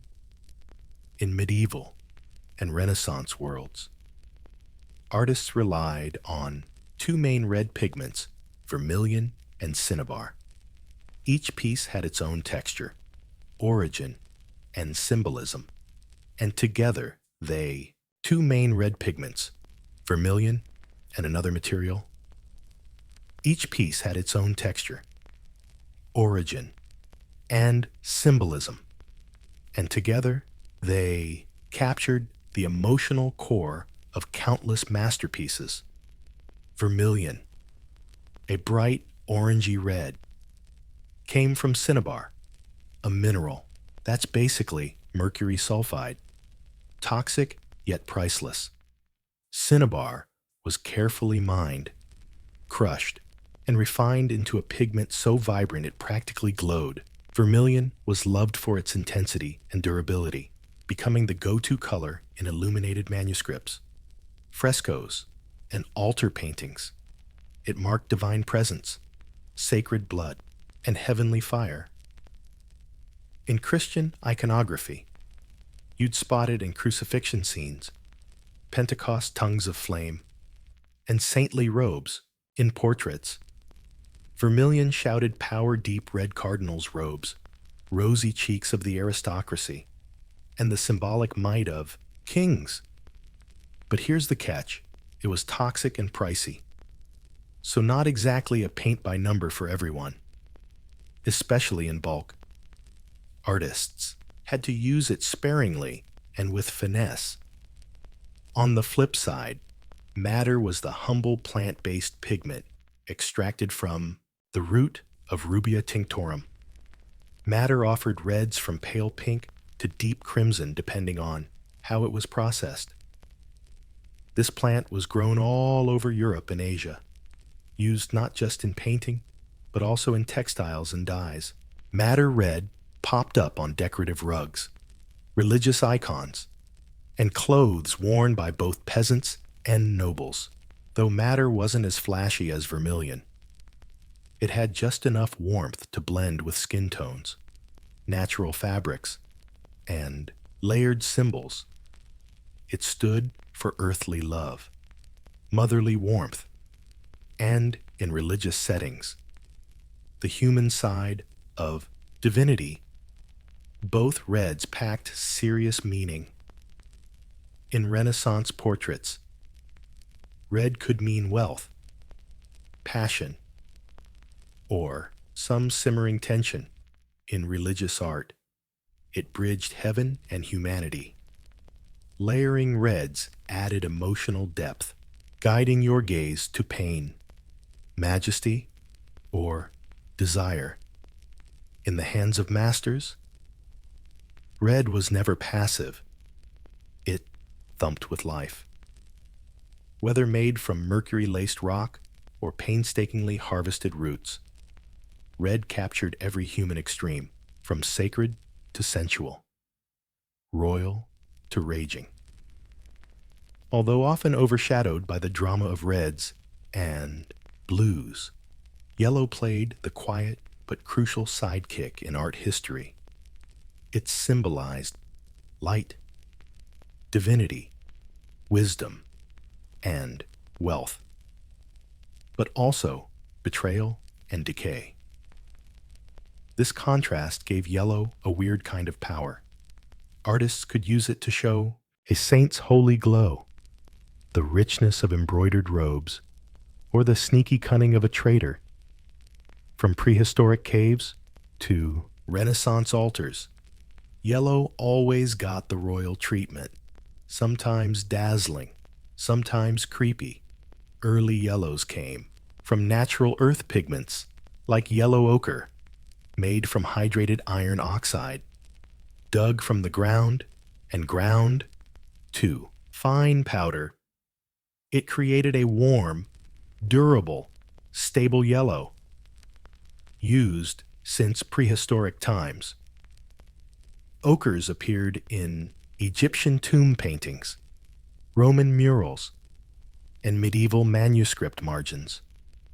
Brighter yellows showed up with orpiment, a vivid, almost neon dye made from arsenic sulfide.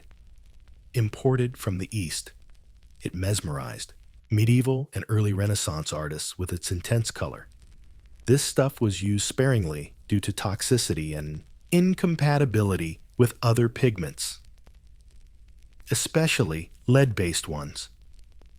But when handled carefully, it created a shimmering gold no natural pigment could match. It adorned illuminated manuscripts, holy halos, and golden robes of saints and kings.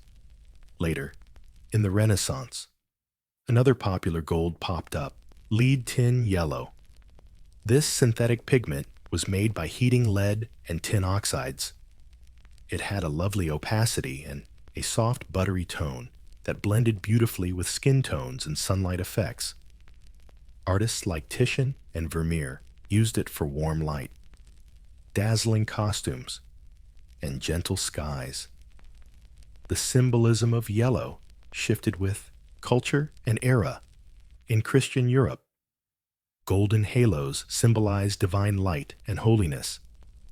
In Chinese royal art, Yellow was the emperor's color, tied to earth and centrality. But yellow could also be shady. Medieval paintings often dressed Judas Iscariot in yellow, marking betrayal and moral decay.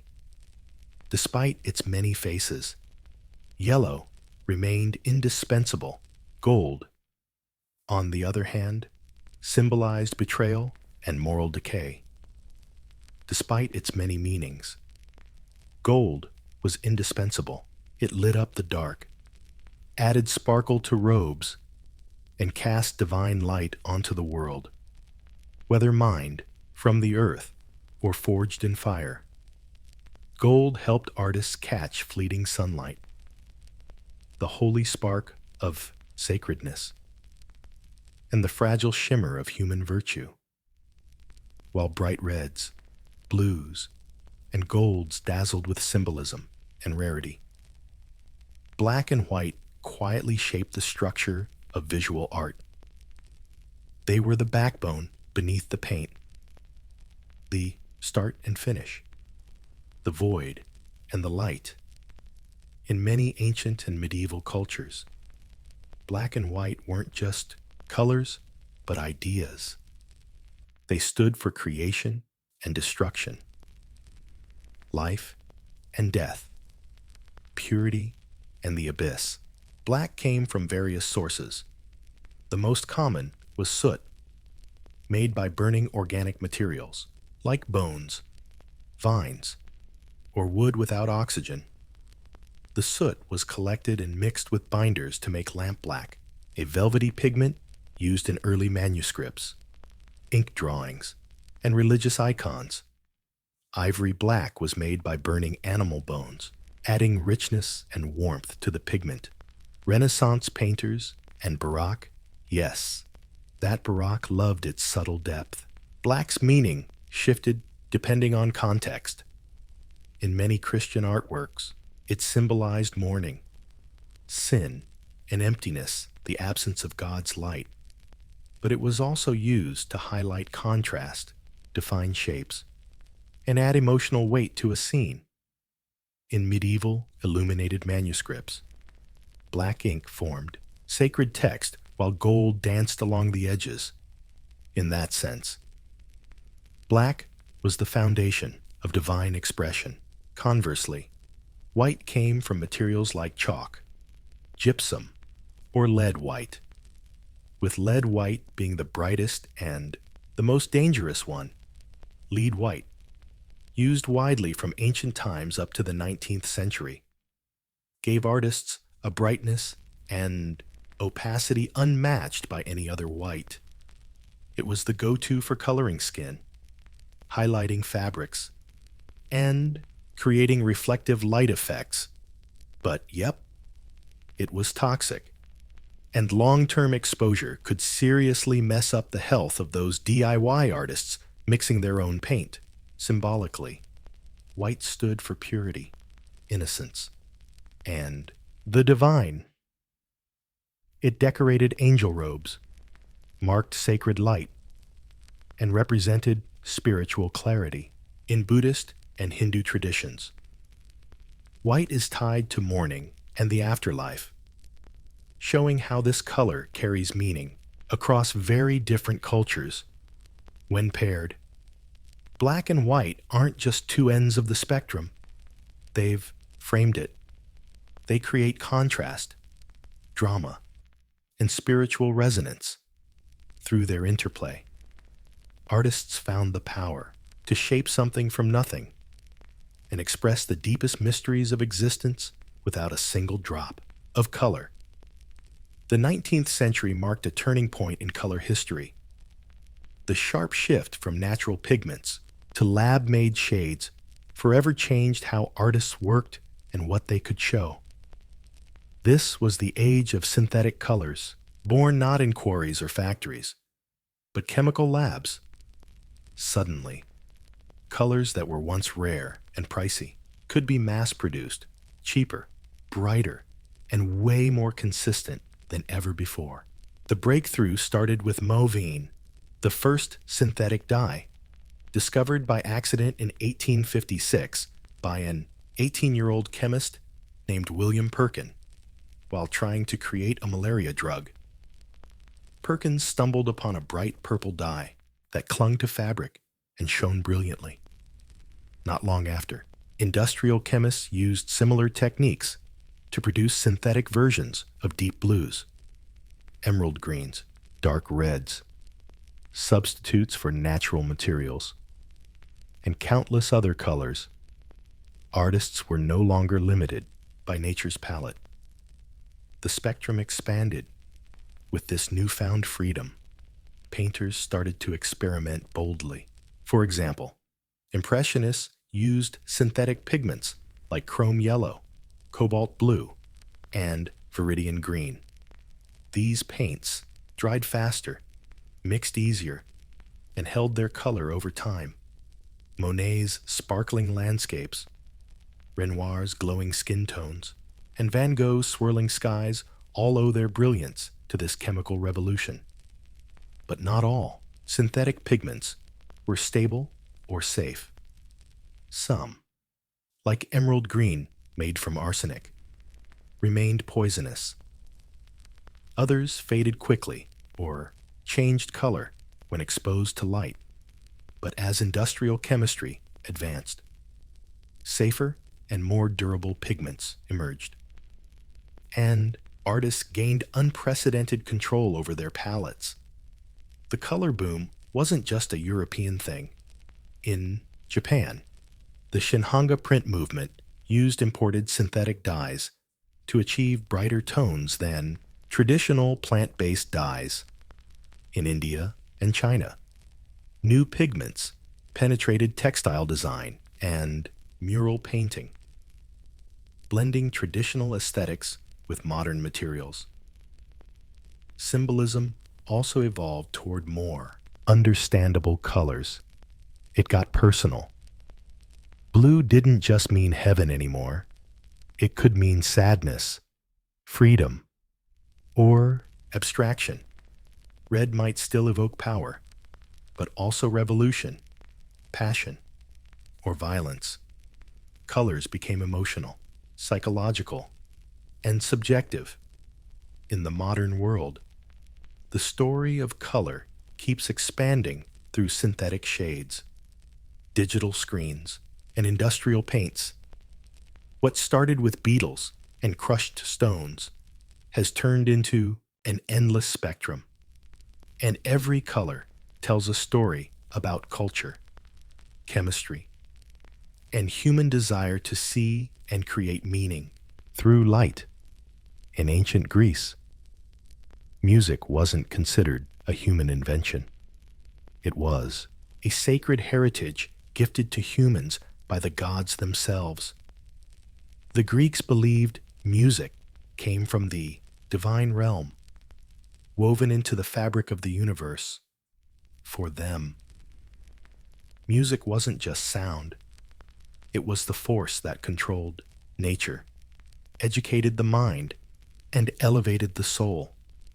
At the heart of this belief were the Muses, 9 divine sisters born from Zeus, king of the gods, and Mnemosyne, goddess of memory. Each muse was in charge of a different art form or different sciences, and some are directly linked to music. Utep is the muse of music and lyrical poetry, while Terpsor inspires dance moves. Praying to the muses was the pre-show ritual before any performance or composition. A little reminder that all creative spark comes straight from the gods.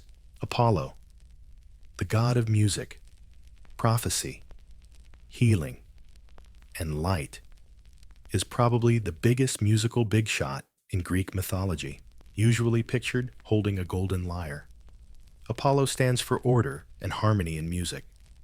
Sophisticated, disciplined, and all about reason.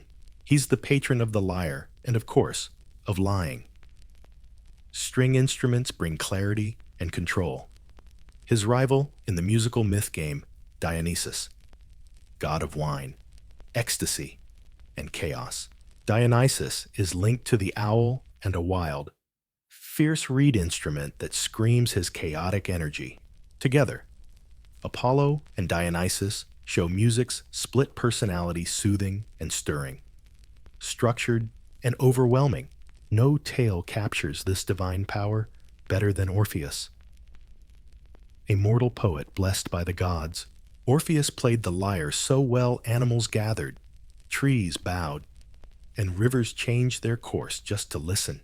When his lover Eurydice died, Orpheus went down to the underworld and softened even Hades with his music, trying to bring her back. A tragic story about music's power over life, death, and fate.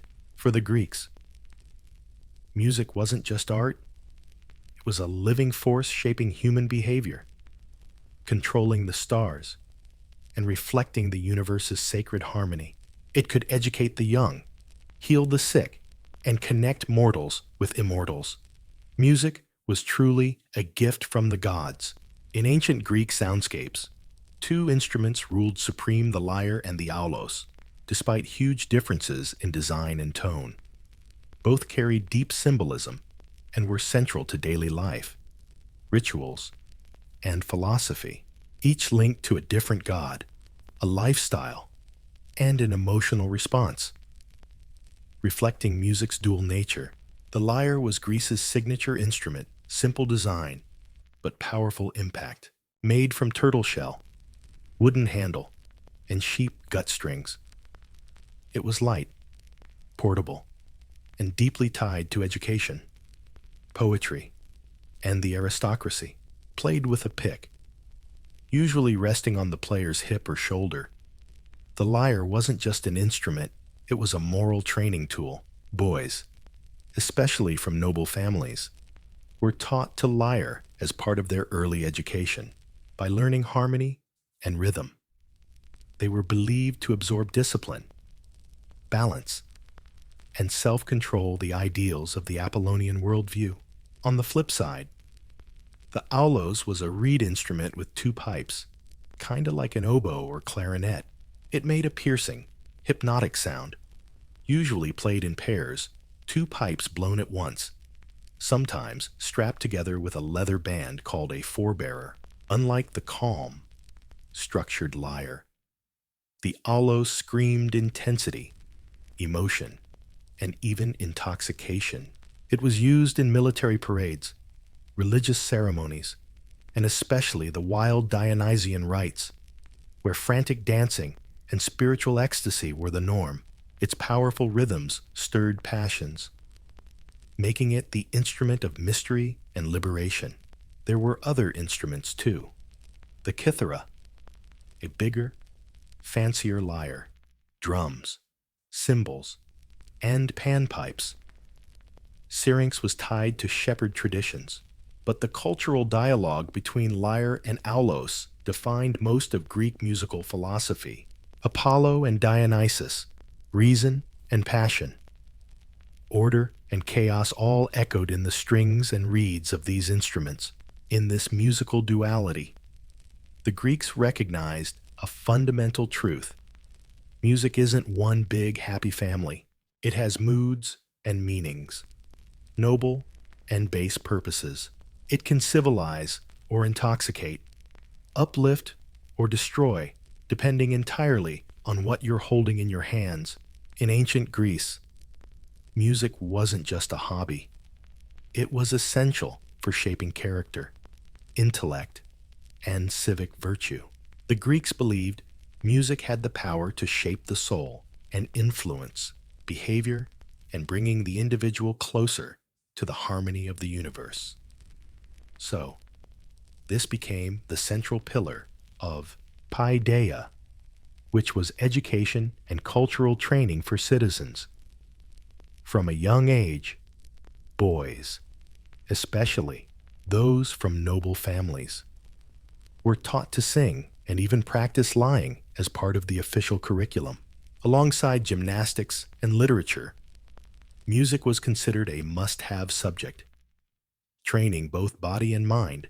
In his work, Republic, Plato stressed that music, when taught right, nurtures inner harmony and moral strength. It trains emotions under reason's command, making people more balanced and fair. The right kind of music can lift the soul.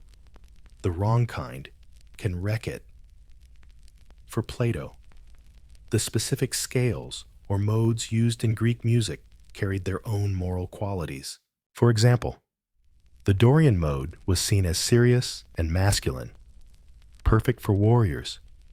The Phrygian mode was passionate and emotional, while the Lydian mode was thought to soothe or even weaken character. So teaching music wasn't just about sounds. It was about shaping moral character. In his political views, Aristotle also saw music as essential to education, but was more practical about it. He believed music served many functions: education, entertainment, and even catharsis, cleansing or releasing emotions. While he agreed with Plato that music influences character, he was more open to music for fun and emotional release. As long as it was guided wisely, singing was just as important. Epics like the Iliad and Odyssey were passed down orally, usually sung by rhapsodes or poet storytellers. Memorizing and performing these poems taught language and history, but also heroism, piety, and cultural identity. Music was the tool to deliver and repeat moral stories. For the Greeks, education wasn't just about facts or usefulness. It was about shaping a soul in tune with beauty, order, and virtue. They believed music was the tuning fork of the human spirit, able to harmonize the individual with society and the cosmos. In ancient Greece, music wasn't just an art form. It was a science. The Greeks, always chasing the secrets of the universe, believed music followed universal laws governing stars, geometry, and the soul itself. The man behind this belief was Pythagoras, the philosopher and mathematician who discovered the numeric relationships behind musical harmony and laid the foundations for Western music theory. Legend has it, Pythagoras once passed by a blacksmith's workshop and noticed different hammers made different sounds when hitting metal. He figured pitch was related to the size and weight of the hammer, a numerical ratio. Inspired, he started experimenting with a single-string instrument to explore the link between string length and pitch. He found that dividing the string length into simple ratios, like 1, 2, 2, 3, or 3 out of 4, created harmonious sounds. A string half the length, or 1 to 2, produced a note an octave higher. A string 2/3, the length gave a perfect fifth. These discoveries showed harmony wasn't just about taste. It was mathematical, measurable, and universal. Pythagoras and his followers believed these numerical ratios reflected the order of the cosmos itself, which they called the music of the spheres. Though this cosmic music couldn't be heard by human ears, it was thought to arise from the movements of celestial bodies. Every planet and star produced sound according to their speed and distance. So, the universe was imagined as one grand, silent symphony, harmonious and balanced. This blend of music, math, and cosmology deeply influenced later thinkers, including Plato and Aristotle. Plato described the soul as structured by musical ratios and believed studying music, along with geometry and astronomy, would bring the mind closer to truth. In this framework, music wasn't just aesthetic pleasure. It was a path to wisdom. Learning harmony meant not just playing music well, but also learning how to live well. The Greeks saw music as a reflection of nature's deepest principles: order, balance, and unity. Understanding music is like understanding the universe. For the ancient Greeks, music wasn't just education or worship, it was also a form of medicine. They believed sound could mess with your body and soul, restore balance when things got out of whack, calm your madness, and even help heal your body. This wasn't just poetic nonsense. Music was seen as a therapeutic tool rooted in a belief system that tied music directly to the cosmos. The harmony in sound mirrored harmony within yourself. One of music therapy's earliest fans was Pythagoras, who thought the soul could be tuned like a musical instrument. His followers practiced what they called musical cleansing, playing specific tunes or modes to soothe emotional pain or steer you away from unhealthy desires. Ancient records say Pythagoreans often started and ended their days with particular songs, morning melodies to wake up reason and clarity, and evening tunes to bring calm and sleep. Plato echoed these ideas, claiming some musical modes encourage virtue while others stir chaos. He warned that just like junk food harms the body, bad music can wreck the soul. In The Republic, he wrote about purging harmful music from the ideal society to protect moral and emotional health. At healing shrines dedicated to Asclepius, the god of medicine, music was sometimes used alongside dreams, baths, and herbal remedies. Patients seeking cures went through rituals involving music and chanting meant to align their inner selves with the harmonious order of nature and the gods. The lyre, gentle and soothing, was especially popular for calming nerves and steadying the mind. This idea even extended to mental illness. Depression, mania, and frenzy weren't just medical issues, but moods out of balance, and music, when used right, could help restore order. The philosopher Theophrastus even noted cases of patients healed by carefully chosen melodies. Without modern medical tools, the Greeks intuitively grasped what science would later prove music can affect heart rate, reduce anxiety, and trigger emotional responses. For them, this connection was deeper. Music was soul medicine, a gentle guide toward harmony between mind, body, and cosmos. Healing meant harmony. In ancient Greek theater, music was inseparable from drama. It wasn't just background noise. It was the emotional and philosophical heartbeat of the play. From the earliest tragedies to the raunchiest comedies, music shaped the mood, deepened the message, and spoke to the audience through one of Greek theater's signature elements, the chorus. Greek theater's roots lie in religious festivals honoring Dionysus, god of wine, intoxication, and transformation. In these festivals, a chorus of townsfolk sang and danced in ritual performances called dithyrambs.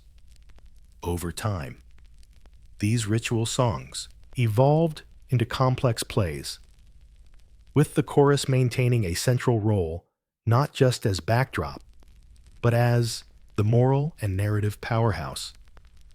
Choruses usually had 12 to 15 performers singing, shouting, and dancing. In rhythm, their music followed specific rhythmic patterns and modes carefully chosen to fit the mood and message of the play. In tragedies by playwrights like Aeschylus, Sophocles, and Euripides, the chorus often commented on the action, reflected on divine justice, or expressed the community's fears and hopes. Their music wasn't just decoration. It was a way to convey communal ideas and moral reflection. The instruments were minimalist but effective. The eerie sound of the aulos was the main musical instrument in the theater. Its sound heightened tension, underscored dramatic moments, and enriched the psychological atmosphere. The chorus's movements and chants were tightly linked to the music, creating a full experience of rhythm, sound, and motion in comedy. The music gets livelier and usually a bit snarky.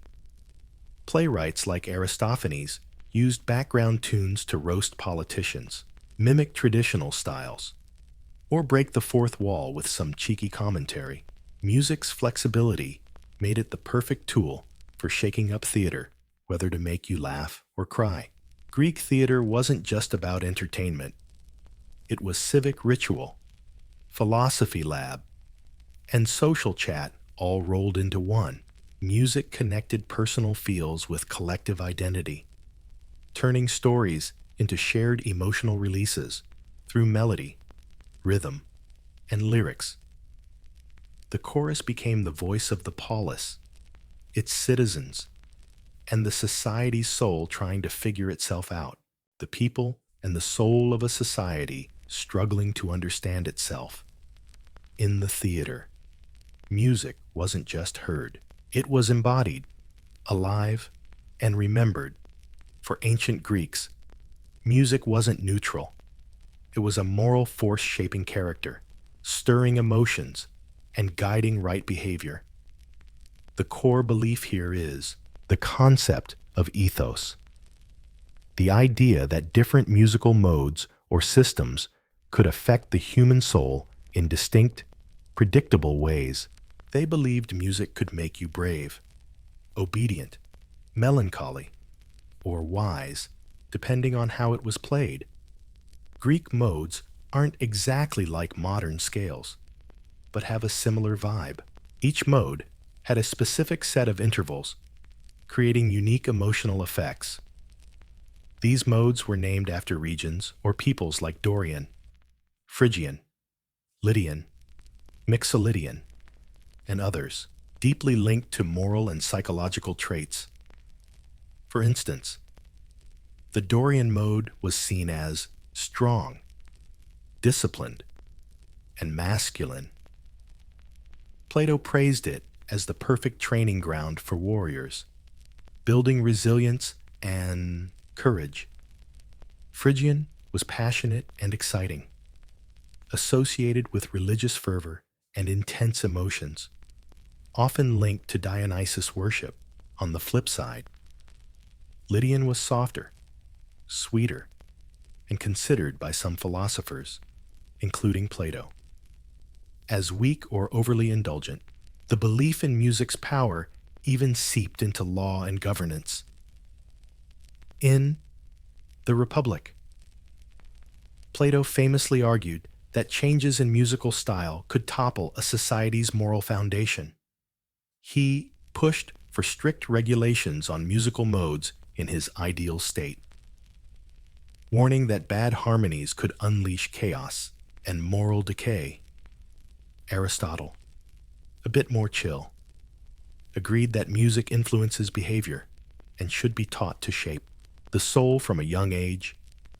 Musicians and theorists like Aristophanes expanded on the science of modes, analyzing their interval structures and performance techniques. For the Greeks, this wasn't just abstract theory. It was a form of ethical tech. Music education wasn't just about training skilled performers. It was about raising virtuous citizens. The ethos concept elevated music to a unique and powerful position in Greek culture. Music wasn't just art, it was a moral compass. The idea that melodies could influence the soul, behavior, and even social order shows how seriously the Greeks took their tunes. Music wasn't just sound. It was philosophy and vibration. Harmony wasn't just in notes. It was in the soul. In ancient Greece, music wasn't confined to theaters, temples, or classrooms. It flowed through the rhythm of daily life. It showed up in work rituals and stood center stage at celebrations. From dawn to dusk, music was a constant companion for the Greeks. echoing through markets, gyms, vineyards, and homes. Religious ceremonies were some of the most important settings for music. Hymns and songs, called pans, were performed to honor gods, especially Apollo, Dionysus, and Demeter. These songs were often sung antiphonally by choirs or accompanied by instruments, believed to cleanse the soul and attract divine favor. Sacred festivals like the Pythian Games and Panathenea hosted music contests alongside athletic competitions, highlighting music's role as both offering and art. Funeral dirges were solemn hymns sung to honor the dead, and the music carried a deep, communal weight in those moments. Deceased. These songs are deeply personal and improvised, letting grief spill out through the melody. Music becomes the bridge between the living and the dead, expressing sorrow and remembrance when words just can't cut it. Music also played a role in work life. Harvesters belted out songs and hymns to sync up their efforts and keep the rhythm in tasks like rowing boats, reaping crops, or grinding grain. These tunes made the grind more bearable, turning repetitive chores into a shared jam session. Fishermen, shepherds, and farmers all had their own musical traditions, mixing practical beats with cultural flair. At home, music was part of entertainment and learning. Women sang while weaving cloth or raising kids. Kids learned songs that taught morals, myths, and language. Parties or gatherings often featured performances by trained musicians or even spontaneous sing-offs among guests.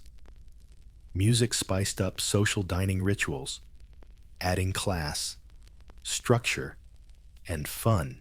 And at weddings and festivals, music exploded to celebrate. Dances, choruses, and parades flooded the streets with rhythm and sound. These joyful displays weren't just entertainment. They were acts of community unity, shared identity, and spiritual affirmation. In every nook and cranny of Greek life, music had a purpose: sacred, practical, emotional, or social. It was the invisible thread tying personal moments into the ongoing fabric of culture. For the ancient Greeks, music wasn't a separate thing. It was life in harmony. Though the voices of ancient Greek musicians have faded over time, the echo of their ideas still resonates in Western music, philosophy, and education. From instruments to theory, the Greeks laid the groundwork for how music is understood, taught, and appreciated for centuries after. One of their oldest legacies is the idea of music as a structured mathematical system, a concept championed by Pythagoras and later refined by thinkers like Plato and Aristoxenus. Their belief that music mirrors universal harmony shaped not just music theory, but the whole worldview of later civilizations. Medieval scholars adopted this idea into the quadrivium, a curriculum of arithmetic, geometry, astronomy, and music, putting music study on par with the highest intellectual pursuits. Greek instruments also left their mark. The lyre, kithara, and aulos evolved into string and wind instruments in later Europe. The Roman cithara, a direct descendant of the Greek kithara, inspired the medieval sitar and eventually the modern guitar. The aulos, with its double reed and haunting tone, foreshadowed the oboe and other wind instruments. Even the way musicians held their instruments and their relationship with them reflects ancient customs passed down through generations. But perhaps the biggest influence is the Greek idea that music shapes the soul. This belief carried on through Roman education, influenced early Christian doctrine, and resurfaced in the Renaissance when classical texts were rediscovered. Composers and philosophers like Boethius, who studied Greek musical thought, brought the spirit of antiquity into dialogue with Christian theology, laying the foundation for music's educational and spiritual role in Europe. Some ancient Greek music still survives, most famously, the Seikilos Epitaph, a complete ancient composition carved on a tombstone in Asia Minor. Though rare, these notated pieces give us a peek into the rhythms and melodies of the past. Today, the Greek idea of music as a cosmic force that heals the soul, educates the mind, and uplifts the spirit remains a powerful concept. Their understanding of music wasn't just entertainment, but a moral and emotional guide for life that still influences how we teach, perform, and experience music. Ancient Greek music might not be blasting in clubs anymore, but its philosophy still echoes in our culture.